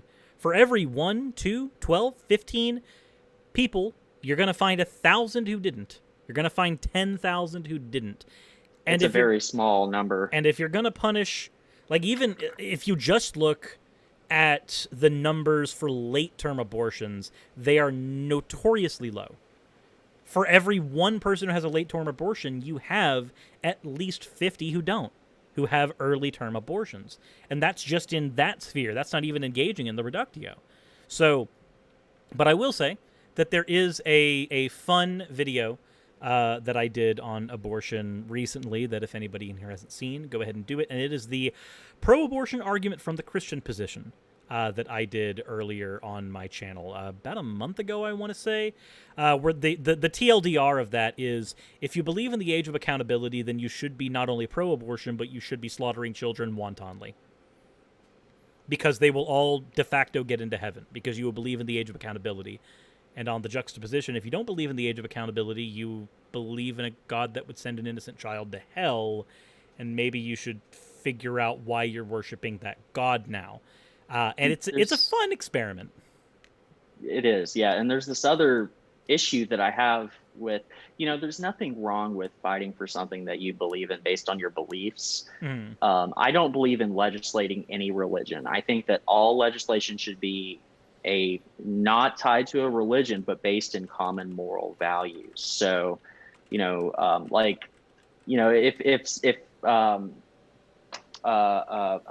what's that name? It's one of the girls that are in the squad, that AOC is in, Ilhan Omar. If she was going onto the congressional floor advocating for Sharia law, everybody would be losing their minds. But instead, it's okay, we get signals that she's doing that, she isn't. Or we get accusations of ballot harvesting. Yeah, they'll fearmonger about that stuff, but it's okay for Christians to go in and legislate their Christianity values, or their specific point of view, because other types of Christians, like Methodists, where I grew up in the Methodist church, we weren't that extreme. We aren't that extreme. No, generally speaking, Methodists are a lot more chill. Yeah. There's another friend of mine who's an atheist and makes atheist content, but his daughter goes to a Methodist church, and he's okay with that because they're not extremists, because his issue is against extremism. They're still a pretty loyal Republican voting base, but that's because the Republicans have positioned themselves to trick. They weaponize these 2 or 3 hate issues like abortion to get them to completely ignore all of the values of Jesus Christ. So, we go to church, we talk about Christ, we talk about feeding the hungry, healing the sick, helping the poor. But when you want to do that politically, we're not going to legislate that. No, we're going to go and attack the people who need to get abortions because their baby is going to kill them when it comes out, or their baby is not going to be able to live a life with any dignity. And it just, it's less painful to end it there than it is to have them, like, there are so many circumstances where abortion is completely warranted, but they fearmonger against it and act like it. I mean, they seriously position it as something that women do recreationally, and it's baffling. But we're almost done. We're getting there. Yeah. So at post World War II, we had the GOP really started to position itself towards big business, and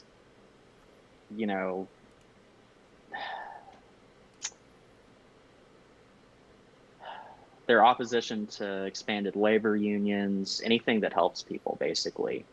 The Democrat support for civil rights, they were against. They took the, opposition to abortion and other culture war type issues is what energized the Republican base. Black voters who were loyal to the Republican Party that freed them, in the Civil War, they started voting Democratic after the Depression and the New Deal. So, from Reagan to Trump, this is where it gets fun. So, modern Republicans, actually, we skipped over Nixon. Nixon's a good point. Let's just flash back to Nixon for a second. Quick So you all know. flashback to the sweaty man. Oh boy, that debate versus JFK, Yep. where the lights were so hot. JFK was, they're calm and cool, and Nixon was like, Yeah, he had no idea how to deal. Like, look, I he had can never already done. tell you, being under studio lighting, it's warm. It's very Yeah, warm. and I think this was like one of the first, if not the first, televised debate, and Nixon just had not prepped for it the right way. He didn't But know how anyway, to. so Nixon lost to Kennedy, and then Kennedy and Johnson happened. Johnson introduced the Civil Rights Act of 1968. I watched that entire address before Congress, actually. It was actually before John Lewis died. I was listening to something on NPR, and I went and I listened to the whole thing. The part where he said, "We shall overcome," I mean, that brought me to tears. It was really powerful. Now, that wasn't necessarily part of their platform, but it was something they decided to take in because it was big enough of an issue that they felt they needed to move forward on this. So, yeah, after Johnson, it's, Nixon's the next guy that wins. And then Watergate. yeah, and then Watergate. I was trying to get other stuff around Watergate into my head. I mean, Nixon being one of the few modern Republicans we had at that point, had started pushing more towards big business again. And if you look at charts of the wealth gap from the 40s onward, we're looking at, in the 40s, around the New Deal time, FDR had the very top 1%. They were taxed at about, I think it was either 70 or 90%. They were taxed a lot. It was 70, and it was up to 90 during wartime. Yes, how that generally worked. 70. So by Nixon, they had managed to get this down to like 60 or 50. By Reagan, they got it down from 50 to like 40 or 30. By Bush one, they got it down to into the 30s. And that's kind of where we are today. During the Clinton administration, it went up a little bit, and then it went down, and when Bush 2 took over. So, we went from the top people paying their fair share, and then, slowly going where they're paying less and less, and suddenly they're not paying as much as we are, which, of course, huge federal deficits. While during the Cold War, we're building this massive arms race of stuff that we're never going to need. We built a nuclear sub that was capable of launching hundreds of nuclear missiles, literally never got used. There was no need to even send it out. We built it just because, and it cost like 1.2 billion, I think was the number I heard. There was no point. So at the end of the Cold War, they, I guess that was at the end of the Reagan administration during the election in the election of 88 into 89. They were talking about a peace dividend. Take the money that we don't have to spend on defense anymore and put it into social programs. And this was one of the things, among others, that H.W. Bush decided to do that whole Desert Storm thing.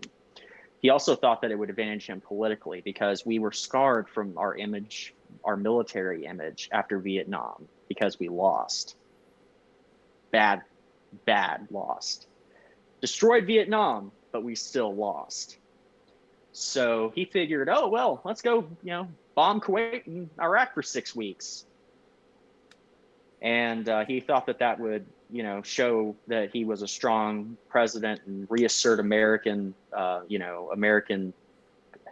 exceptionalism and force that our military is the strongest and, nobody should mess with us.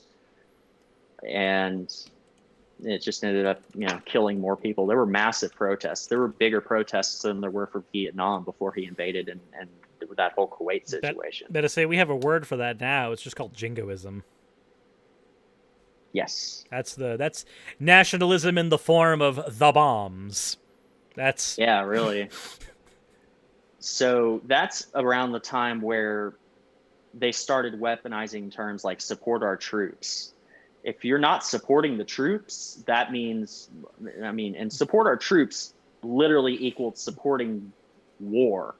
You aren't supporting the troops if you want them to come home. You're supporting troops by sending them to war. Which is weird, because there's a fun dichotomy that I want to tangent on for a quick second. Like you said, supporting the troops should effectively mean letting them come home and see their families. That's what it should mean.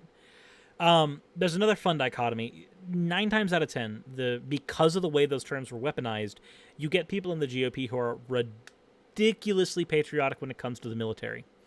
And they will also say, out of the other side of their mouth, that riots are not a legitimate form of protest because violence should never be used to solve a problem of policy. Yeah, it's interesting. But they are pro-military violence, usually in an attempt to change matters of foreign policy.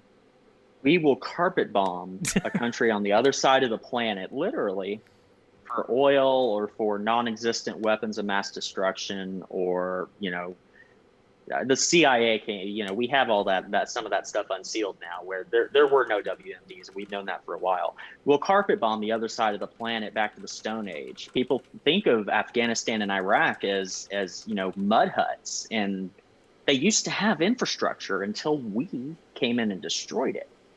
So, that's okay to achieve a political goal. But when people are making a point, now I want to make it very clear that I do not condone violent protest in that form, where, you shouldn't be burning down buildings. You shouldn't be burning, car bombs. You shouldn't be doing any of that.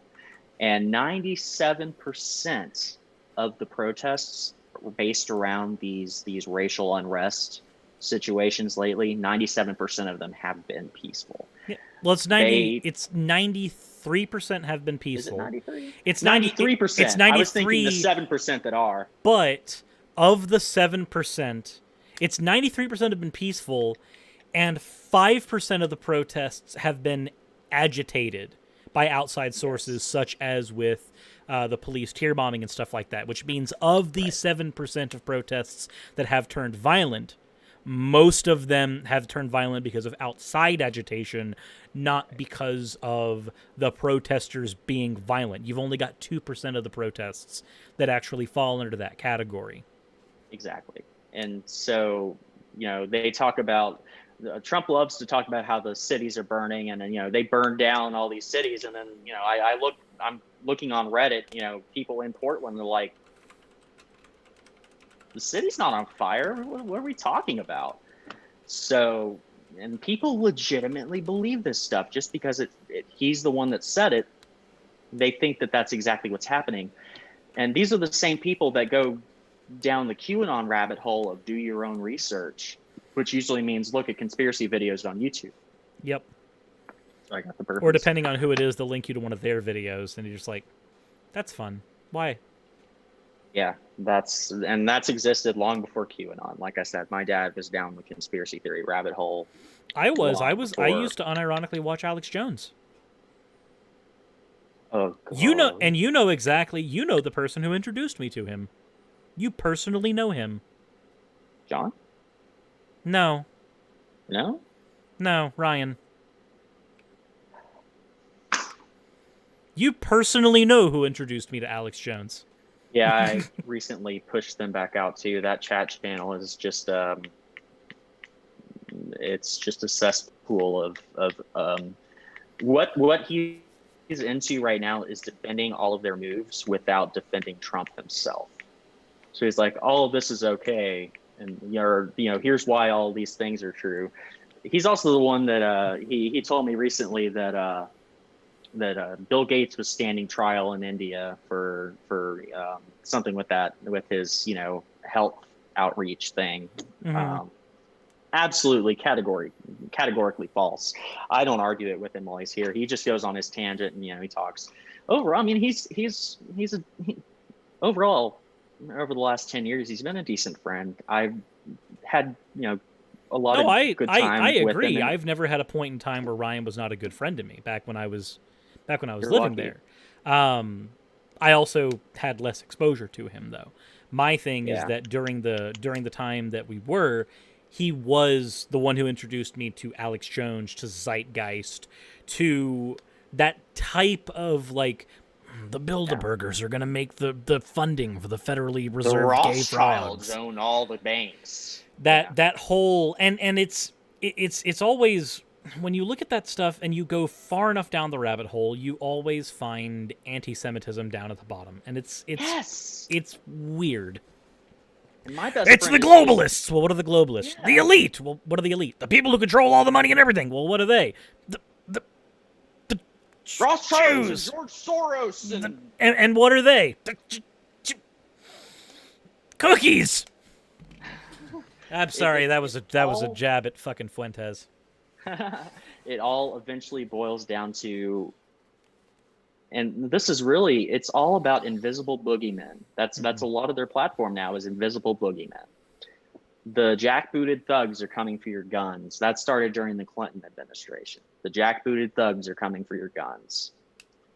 Dad always spewed that one. The jackbooted thugs are going to kick down our door. That's where he got into Obama and the UN, Korean UN people, you know, and their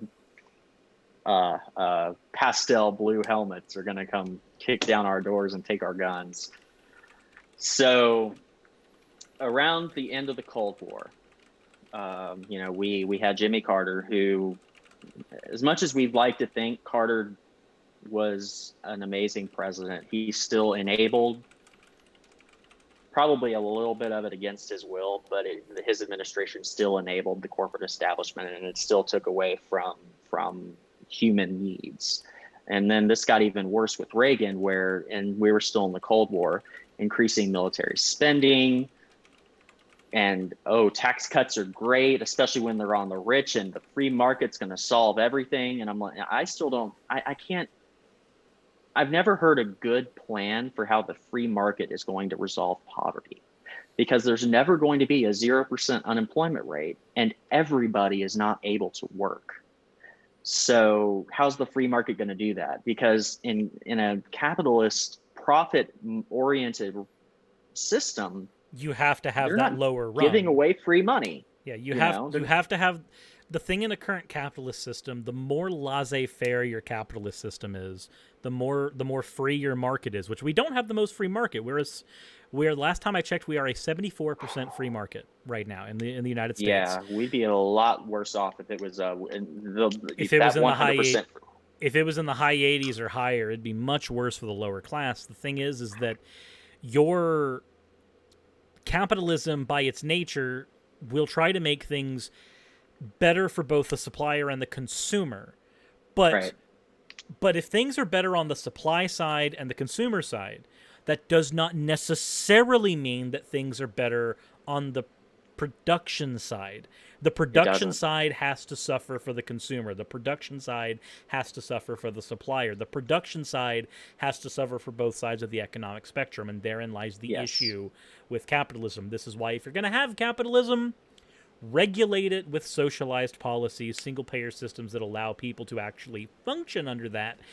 Yeah. Or replace it with a better economic system, but don't go the laissez-faire route. And democratic socialism is not about communism. I want to make this very clear. No, it's about incrementalism. Democratic socialism is not communism. It's not about overthrowing capitalism. It's not about getting rid of the market or systems that we have in place. It's about reforming them where the people who provide the labor that generates the revenue get benefits from their labor. You know, it's really something. I mean, it's a battle we've been fighting for over 120 years now. More than that, go back to the longer. Go back to the theories proposed by Edmund Burke and Adam Smith, and their differing ideas on how economics function. With Adam Smith, you've got the labor theory of economics, where labor adds value to an item. But then on the other side of that, you've got Burke, who argues that, well, no, it's when the item is purchased that value is bestowed on the item. So if somebody's not willing to purchase something for a certain amount, then it's not worth that much. But that's a that's a that's an etymological issue where he's arguing that price and value are the same thing. Something can be valued at $10,000, but if I buy it for $10, is it valued less? No. So there's a long history. If you're in the audience, I implore you, please go look up like old conversations from Adam Smith and from Edmund Burke. Look at their old writings on this. It's fascinating to see how far back this rabbit hole goes. It Edmund takes a quick Google search. Burke is also one of the people we can point to when talking about like modern conservatism, how this idea kind of came into being. The idea that if you're a leftist, you'd call it bourgeois control, is something that Burke kind of advocated for. He's like, well, the people who have the money and the power should be the one bestowing value on these individual areas of the market. That was kind of his thing. Oh boy, yeah. So what that's leading into, give me just a second. I've got the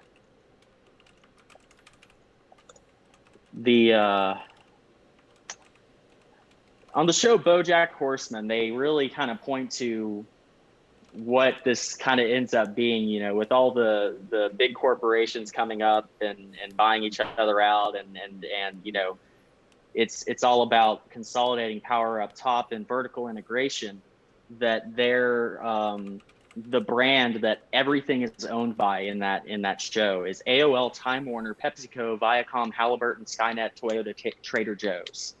Okay, so it's cyberpunk. I wasn't aware that BoJack Horseman was cyberpunk.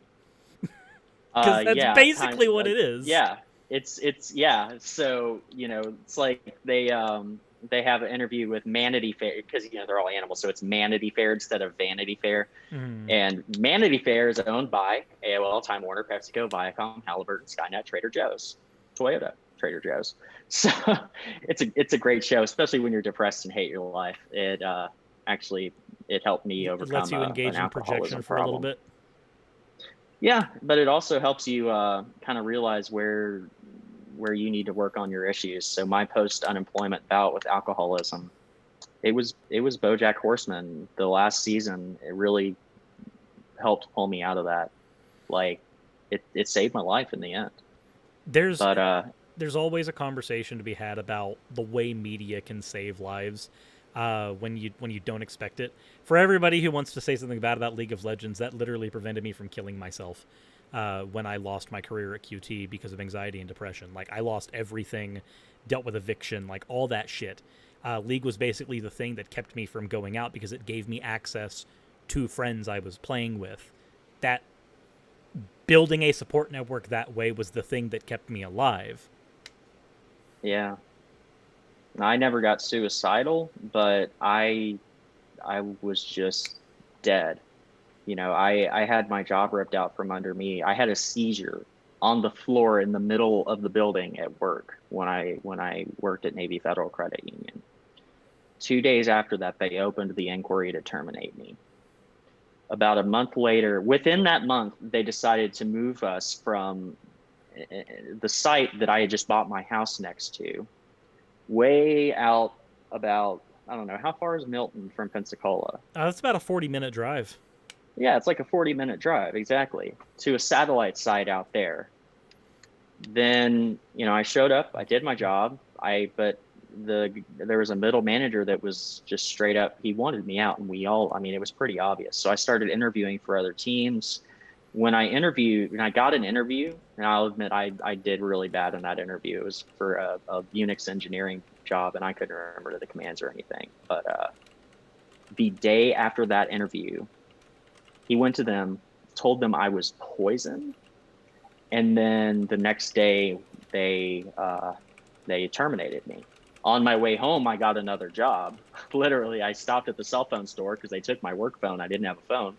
I went to the Verizon store to get a phone and basically got hired on the spot. So, you know, I went from 25 an hour to minimum wage, but it's something when you have to have something.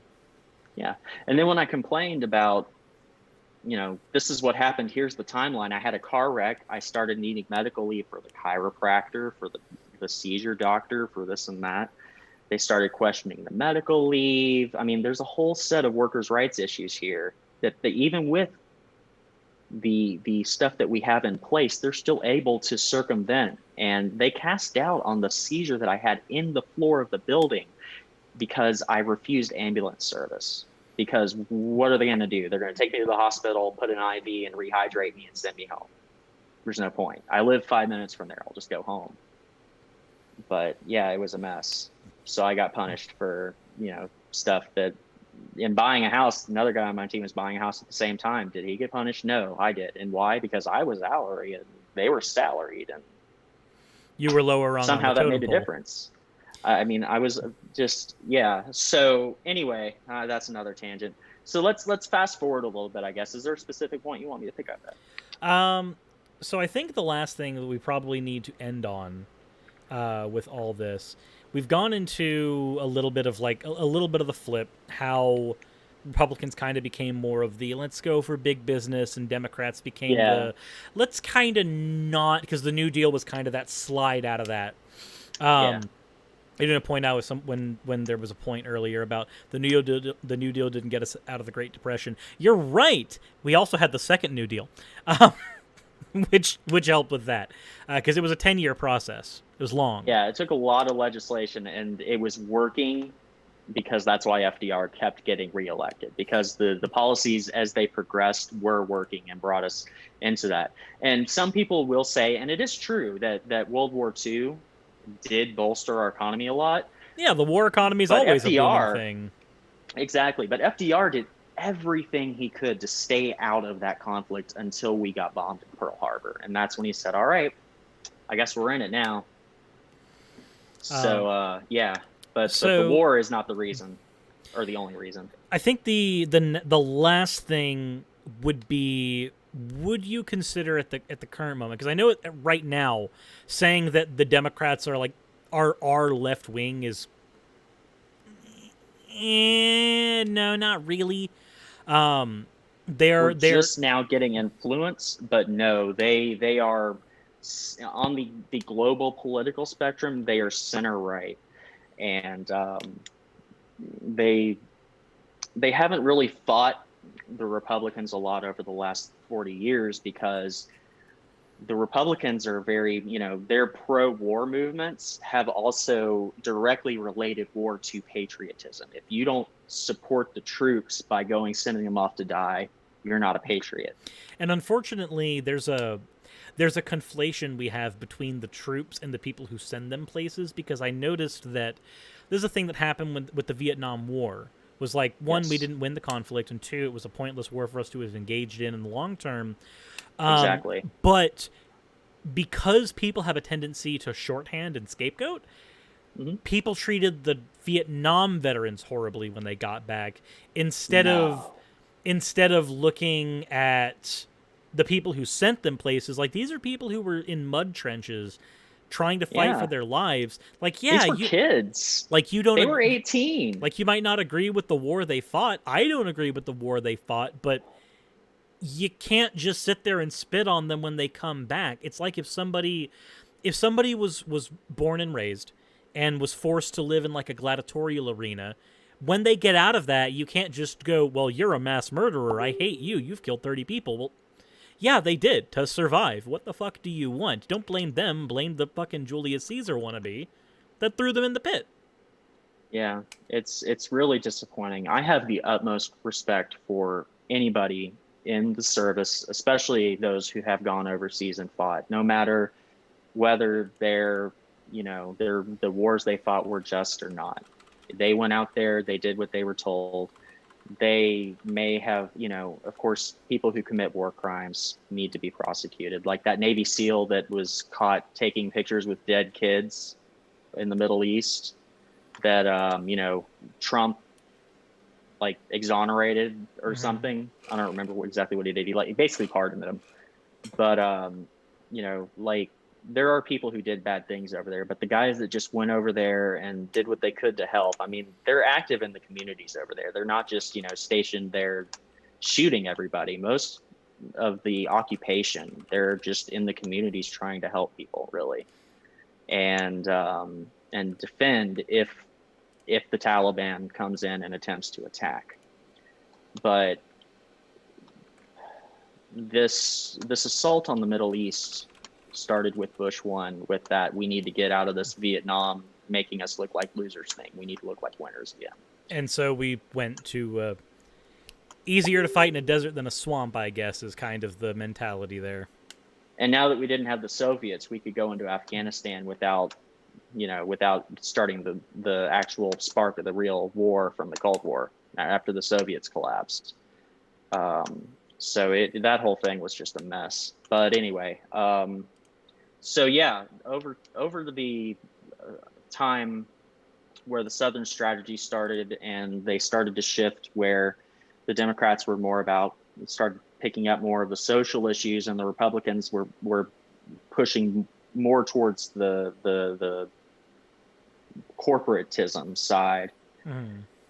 That's really what led us to where we are now. The problem is the Democrats have a tendency to kind of back away from things that they should have opposed more heavily, because it's bad for them electorally when they are called anti-patriotic for not starting a war. Or they get called radicals, which is a thing that happens as well. It just happens all the time. You walk out and say, this guy shouldn't be living in poverty. Well, you're a radical. You don't live.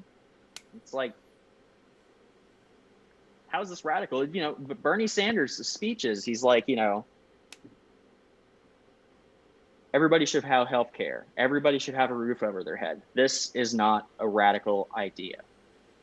No, it's a basic human right thing. Yes, and all of these other countries in Europe pull it off, and they aren't collapsed. You don't see Sweden having massive economic collapse because they're helping their citizens. You can put human rights first and have a functioning military without throwing all of that money at the military. Like, here, take this many billions and billions, and then it gets outsourced to corporate contracts that get paid way more than they're worth. It's like, it's ridiculous, but they make it anti-patriotic to defund the military. And people like to jump on that term defund like it's removing funding. Like it's gutting all the funding, period. Yeah. Ronald Reagan defunded the police. Ronald Reagan wanted an open border with Mexico. The people that worship Reagan don't even know what his policies were. No, generally speaking, I remember in one of my history classes in high school, it wasn't Novotny, it was another teacher who actually played I think it was Ryland, actually, who played a clip of people being interviewed on policy questions from Obama, but they would give the person he was running against positions on things, and they would go, yeah, no, I like that, that's good, and then they'd go, well, I didn't give you a position from Obama, I just gave you a position from his running opponent. Like, yes, for you that would have been McCain. It was either McCain or Kerry. Kerry was against Bush. Kerry was against. Okay, yeah, no, then it was McCain. Of course, McCarry was against 2008. Bush. I was in Brown Barge doing a paper on that in elections class. Never mind, I'm dumb. So yeah, you were Bush, or yeah, you were Obama McCain at that point. So I distinctly remember, like, that video just kind of burning into my brain and going, wow, people don't know about the actual policies of the people that they're talking about. It's like people who go against Biden and say, you don't have a plan for healthcare, but they don't know that the Biden-Sanders Unity Task Force exists. And there is a literal website, there's a 110-page document on this thing that anybody can read.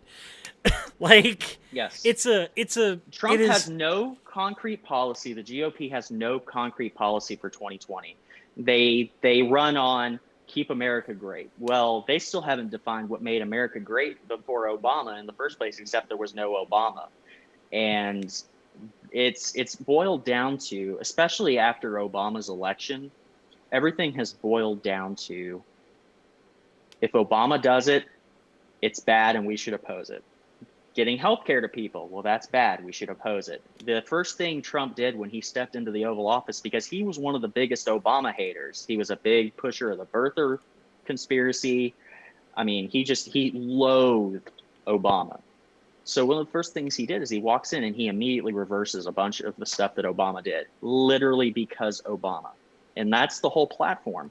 And so now, and that's how it's turned into owning the libs. That's all anybody cares about. It That's doesn't a care about what avid you Trump can do. supporter. It cares about what you can take down.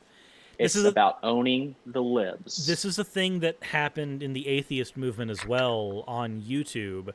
Like the atheist and skeptical movements ended up becoming more about beating Christians, beating pagans, beating whatever religious person you want to talk about, and then calling them nutcases and crazy and whatever you want to throw. Basically the whole checkmate thing. Instead of having an actual substantial position, because it was politically better to not have a substantial position and say, well, no, I just lack a belief in this. And then you got to have no position, criticize everyone else's position. Yep. And it puts you in this almost unassailable position. Now, there's merit to that in some cases. If you don't want to have political conversations or religious conversations, you want to just be an atheist and not have random Southerners tell you that you're going to burn in hell, then yeah, the lack of belief position gets you out of a lot of awkward situations. But if you're going to be a figure on YouTube and you're going to be talking about it, maybe flesh out a position, maybe flesh out a couple of arguments why particular gods don't appeal to you, why particular things don't appeal to you. And do the same thing with your politics. Don't just be against the libs, own the libs are bad, SJW's bad. When you define yourself as an anti, if you're not careful, without the thing you're fighting against, you end up losing your identity. And when you lose your identity that way, you have to seek out an enemy. As an anti-theist, this is a thing that I have to constantly be aware of. Am I doing a video on this Christian because he's a Christian? Or am I doing a video on this Christian because he's saying a specific thing that I disagree with and I find to be socially harmful? Right. Which reason am I doing this? And if I'm in the former category, I'm making the wrong video. It's a thing you have to be constantly aware of. So what we've boiled down to, just to reiterate, in the political sphere is everybody that I know that is an avid Trump supporter, not a swing voter that's like, based on one issue. They're like, well, maybe this guy's, I haven't even met a swing voter in this cycle, but especially the guys that, around here, we've got guys that fly, like, I'm not even kidding, 8 Trump flags, including one of those ones where he's photoshopped on Rambo. I don't know what part of bullying comes off as strength, but okay. But the thing is, it doesn't matter what the policy is. I feel like if the Democrats came out and said, okay, we're going to support the big corporations and we're going to support, this, and we're not going to do anything for the poor people, well, they'll own the libs by helping poor people. Maybe it's a fun experiment to try. But that's not something that I want to experiment with on the global scale. But it would be interesting to see in a couple of focus groups how that would play out. Like, use that same kind of weaponized ideology, but just target it into places that actually matter. This is a thing that a lot of fascists actually engage in on the regular. Is they have that targeted vitriol, that targeted hatred, but they aim it at actual societal problems instead of herderma liberalism. They're instead going, well, corporate legislation and lobbying is leading to workers' rights being stripped away. Yeah. So if you can't point to a specific policy and say why it's wrong, if you're just going out there because of a couple of demons, if you like Tommy Tuberville, his ads, well, Doug Jones is down there with Chuck Schumer and Pelosi. That's how he ends his ad. Down there with Schumer and Pelosi. Vote for me. That's the same thing we've gotten with, like, the anti-John Ossoff ads here. It's not that I'm, like, in favor of John Ossoff specifically. Selling me on any Democrat is hard. I'm a leftist. I want not center-right policies. I want actual fucking leftist policies. At least in Georgia, they're kind of moving that direction. Stacey Abrams was cheated and out of that governor's seat. Georgia is still we just got fucking Majorly Green, who's a QAnoner. Oh, I hated that. Like, God, we have people that support these conspiracy theories going into Congress, and it's mind-boggling. I'm terrified. As a politician, I'm terrified of the things that I'm going to have to go up against when I get to Congress. Because you're going to be dealing not with your standard run-of-the-mill politicians. You're going to be dealing with Alex Joneses, which is not the easiest thing. But we are at the end, and we have gone over by about 30 minutes. But we got on a lot of tangents, and I think it was fun, personally. Yeah. So hopefully everybody in the chat has had a fun time as well. Not to end things incredibly abruptly, but that is kind of what has. Do you want to take any questions before we go? I could do a couple. We got a couple minutes we can use. Take a couple of questions. Are there any questions in the chat? I know that we kind of answered a couple just as we were going off the cuff. But if there are any questions that you guys have based on the topics we've covered thus far, now would be the time to get them in. I don't prioritize super chat questions, but of course, if you want to do it via super chat, I'm never going to complain about throwing money at me. That's never a thing I'm going to be upset about. So I do actually. I'm glad to see, being the first time here as a guest. I'm actually glad to see your people actually have a pretty good conversation going in chat. So. Oh yeah, we've got 128. That's nice, yeah. We got 128 concurrent viewers just kind of chatting along. Nice. Thanks, guys. I mean, I appreciate y'all, interacting with us. That's really good. But yeah, if you have any questions, especially for me, since this is the stuff I've been looking at for the last couple of years. It might be hard to derail everyone off of the Proud Boys conversation that's going on down there right now. Oh god, the Proud Boys, yeah. That's a that was a the McInnes finest, as it were. They've got the poll trainers, or the poll training this year for poll workers. They are, for the first time ever, they're being trained on how to deal with poll watchers that are coming in armed, and like Trump said, watch the polls for any funny business. But it's like, that's what the whole system is set up, where you don't need that. We have bipartisan groups split that count the votes, that watch the votes. There's no mail-in voter fraud. They catch it on signature verification. There are all of these things set up in our system. But we have to have a boogeyman. Oh, hey, hold on. We do have a question. Yep, from Aaliyah Kai. What would you say the path to dealing with a Supreme Court confirmation problem is? Well, it's kind of over now. But well, no, the confirmation problem, as in we have Republican almost supermajority in there right now. We had this happen back in the Reagan administration, where they appointed Clarence Thomas and a few others, and then Bush one got to appoint a few. And we have had a supermajority conservative Supreme Court before. It can last a little bit. It can last a long time. The judges that have been brought in are middle-aged, so I don't expect them to go out anytime soon. Do we still have Clarence Thomas? Let's see here. Clarence Thomas, if he's still there, he's pretty old.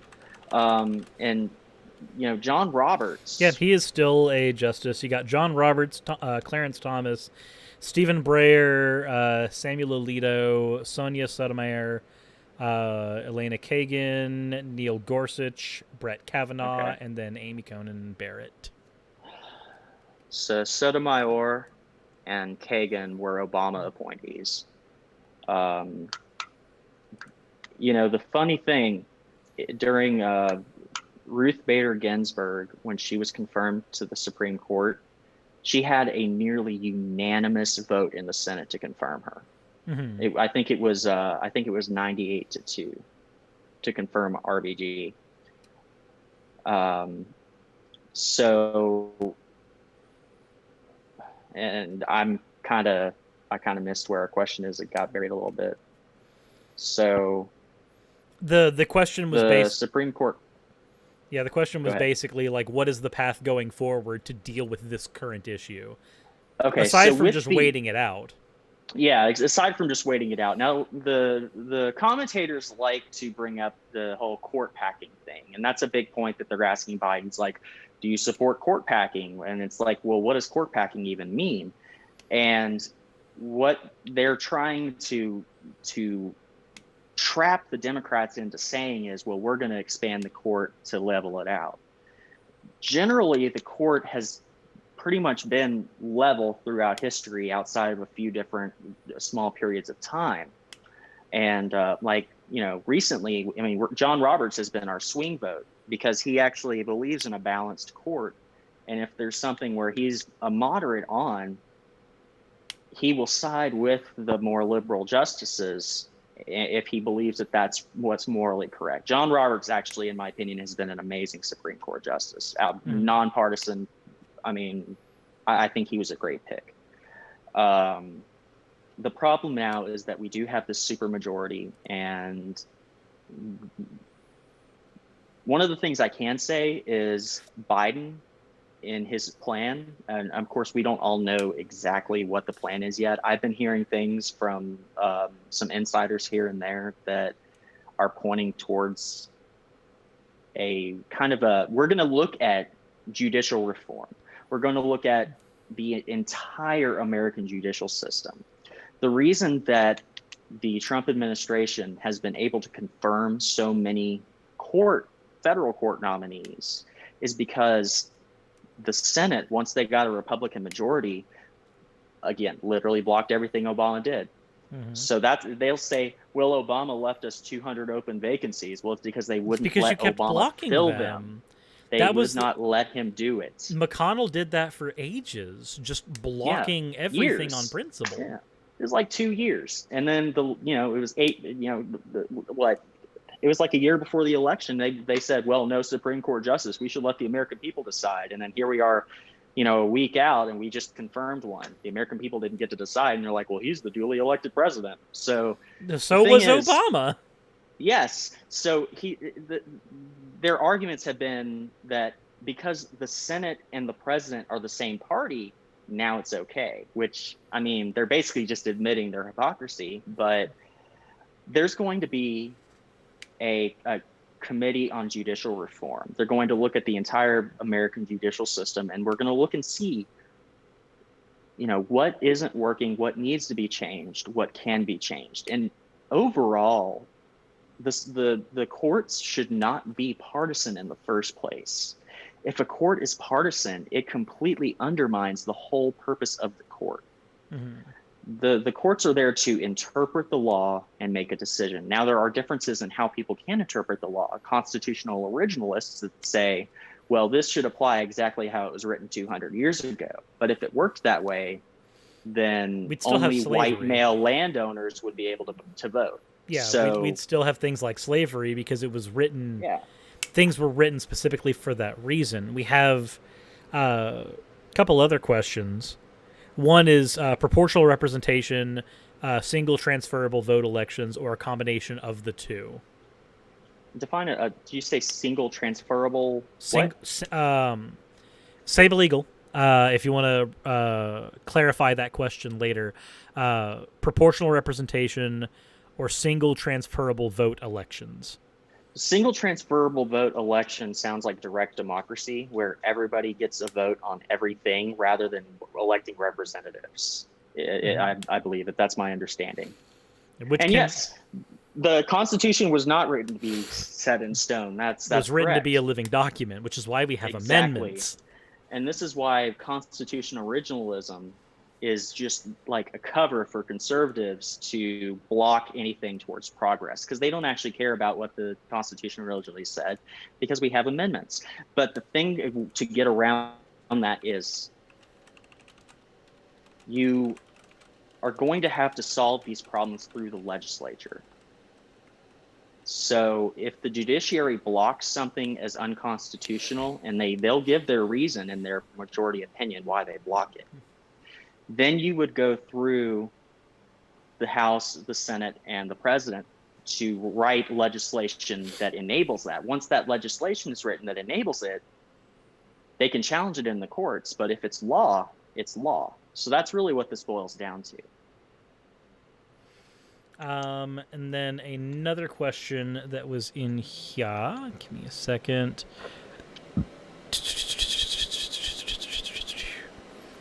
I saw it earlier. There was another question from Aliakai, but it's, what would you say to people who try to argue that the Dems and Republicans are equally evil in terms of Oh deciding to boy. vote or refraining. Basically, you're people who go, Yeah. I'm not going to vote for the Republicans, they're just as bad as the Democrats, or vice Yeah, both versa. sides are the same. We called that, there's a whole subreddit making fun of them called enlightened centrism. Yes. The both sides are just as bad thing. They know nothing about policy. They just say, well, they're both just going to hurt everybody. So what's the point? And then Or they they don't view vote. them, or they're, I've seen another side of this. You've got the third positionists, who are basically your fascists, who Mm-hmm. view the ideas of the Republican and Democratic Party to both be not authoritarian enough for them, so they're both the same to them. And then Which I just can't even on, fathom. on the other side of that, to be fair, there are also some leftists who I've seen on Twitter saying that Mm-hmm. because both sides are capitalistic, they are both the same. But I'm sorry, liberal democracy and oligarchism are not the same. They aren't. The thing is, there's free market unregulated capitalism is what sets us back. We can keep capitalism in check with regulations. And the Republican base has been energized for the last 40 years with regulations are bad. They don't know why, they don't know what regulations are bad, but just all regulations are bad. So then when the Republicans run, they say, we're going to slash regulations and bring our businesses back. I saw something actually, let me scroll just a little bit.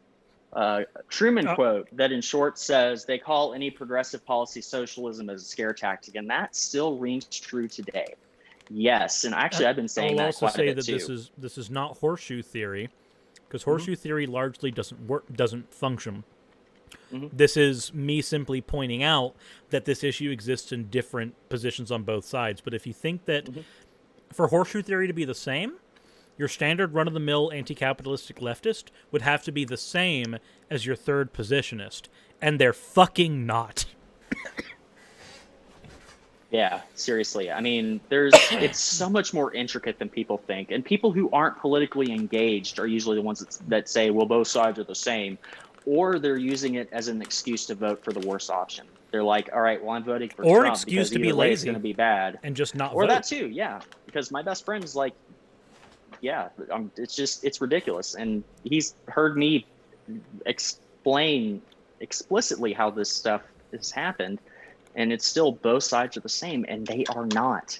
If you look at just the basic tenets of their policy, it's so clear that one is not the other. And now the Democratic Party, with the new progressive base, is becoming energized to fight back against this over corporatism, I guess is the word I would use to describe it. Instead of because back in the 80s and 90s they had to give in because it was related to war, or it became anti-patriotic to not give the businesses everything they wanted. Now that we're really feeling the effects in the modern age that we're in, and we've got young people coming in, and people are starting to realize Bernie Sanders was right on a lot of accounts. I mean, if you go back in history, it's very hard to find Bernie Sanders, it's very hard to find one bad thing that has happened in America that Bernie Sanders has not argued against. You can find, when he was a congressman, you can find testimony of him opposing things that ended up being bad. And people will say, okay, well, the 1994 crime bill. He did oppose most of the 1994 crime bill, but they all, just like Joe Biden, they did end up passing it because then they viewed crack as, and it was really around the crack epidemic, they viewed crack as something larger and more of an issue than other drugs. And that's how it was presented to them. So, that's just kind of how it worked out. And a lot of these guys went back to their districts and they're like, I really wonder how this is going to affect my guys. So, we saw how that turned out. And the other thing that people don't understand is something that happened 30 years ago, like the Biden crime bill. People with a conscience, with a brain, they will change their positions over time. They learn from their mistakes. They want to move forward. Joe Biden has admitted that this was a mistake and that we should move forward from it. And I have yet to see Trump actually admit to a mistake ever in his life. He always wants to project that he's winning.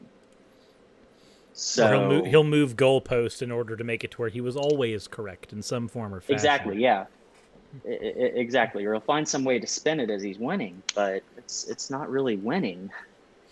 And bullying is not strength. And it's just these things. I just hate to see that American values, especially in the South where we are becoming more about bullying as strength, anti-socialism, everything's, I mean, yes, it's a socialist policy to do social programs that help the common people. It's that versus handing all the money to the military, like the freedom dividend, or not the freedom dividend was Andrew Yang, the peace dividend after the end of the Cold War. Bush one used that for the Kuwait thing, for Desert Storm. He, instead of giving out the peace dividend, they said, thank God we didn't have to do that. We got to go to war instead. Yep. It's basically the TLDR of that. So yeah. With all that said, we are basically at the end of the show.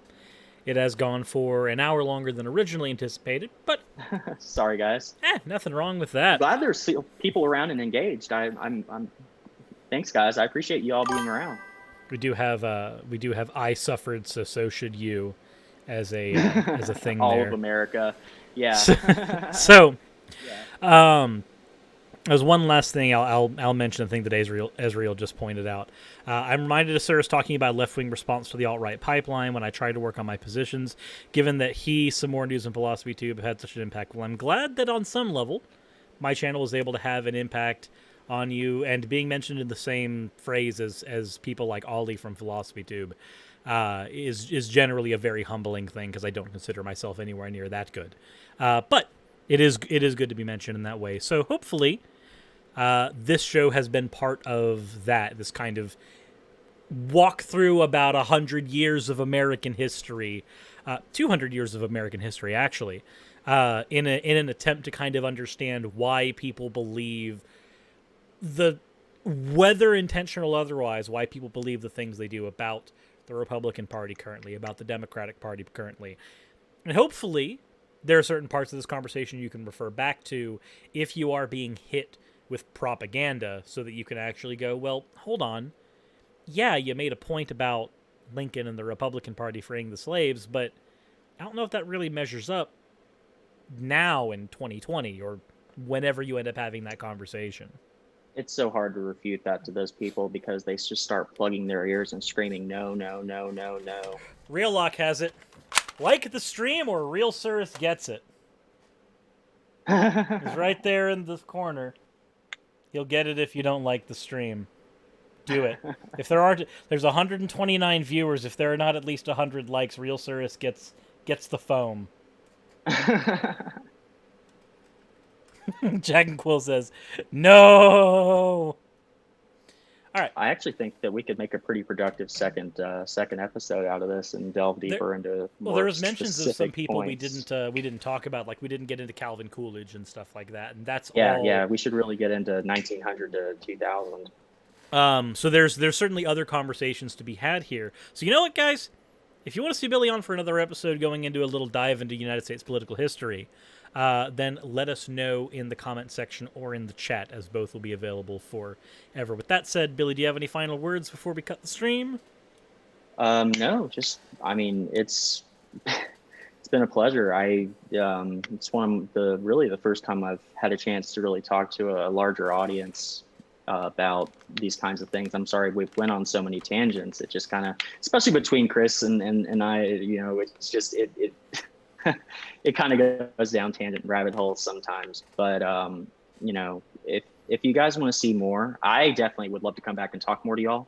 I think we can have some more really productive conversations and structure them a little bit better and get some really informative information out there for you guys, so you can kind of learn more about how this stuff works. I'm just glad that people are still interested in these subjects. So, yeah. Okay, cool. Y'all guys seem to be pretty stoked on me. So There's a so as for shilling, there's currently not a platform that Billy engages in to shill. This is just a person I know who is informed on these issues, who I've known for about half of my life now. So this is much like the next guest that I have scheduled to come on is going to be after Halloween, who's actually going to be my old history teacher, who's going to be talking about the way the United States education system functions, the ways in which it fails, the ways in which it whitewashes things, and the social implications that come as a result of that thing. Some would say as a logical consequence or as an entailment of those things. And he was a really great history teacher. I mean, he was my favorite. So he is going to be a guest coming on again, who again doesn't have a platform outside of the teaching platform he has with. I'm not going to dox where he teaches. Yeah. But just so you guys know, some of the guests that I bring on for a little while are going to be people I personally know who have either a vested interest or some kind of stake in the way things are going forward right now. So hopefully, on my end, I do just want to clarify. On my end, I am a potential candidate in the future, so I'm trying to brush up on my stuff more, and I want to be able to communicate to the public where we are and how we got there. But I want to make sure that it's a nonpartisan situation. You know, we need to look at it from everywhere, how this all came to what it is and what the real solutions are that we can build on to make this better. Channel Pup, I see that you are here in the chat. I am so sorry that you are here at the very end of the discussion. Though given that you live in the UK, I'd imagine that the United States political conversation isn't as important, all things considered. All right, so it looks like most people in the chat are perfectly fine with you coming on for another episode. Yeah, if we really agree surprised. with Bob Rule. I mean, I saw comments going up. I'm like, I'm really surprised people actually like me. That's fair enough. That's encouraging. I appreciate you all. Are we streaming with the future president? Maybe, but then we'll have to plan. We'll have to plan a stimulus package. With don't make us guillotine. Kind of like Joe Biden. I knew that I'm pretty sure I did want to be president from a young age. Am I going to go all that way far? No, but really, all I want to do is help as many people as I can. It's going to start with my community, and I'll just keep moving forward as much as I can because I want to help everybody. All right. So with that said, give me an H in the chat for episode 2, a G in the chat if you don't, but I don't think I'm going to see a single G in there, all things considered. And we will let the stream of H's and G's be the thing that we end this on. So hopefully you all enjoyed, and I will see you all later. Potentially. I have another live stream that's going to be happening Friday so that I can buy myself time to make the Halloween episode that is going to be happening on Saturday. Normally I don't upload on Saturdays, but I'm going to make an exception for Spooktober. And there's the Flood of H's. There they are.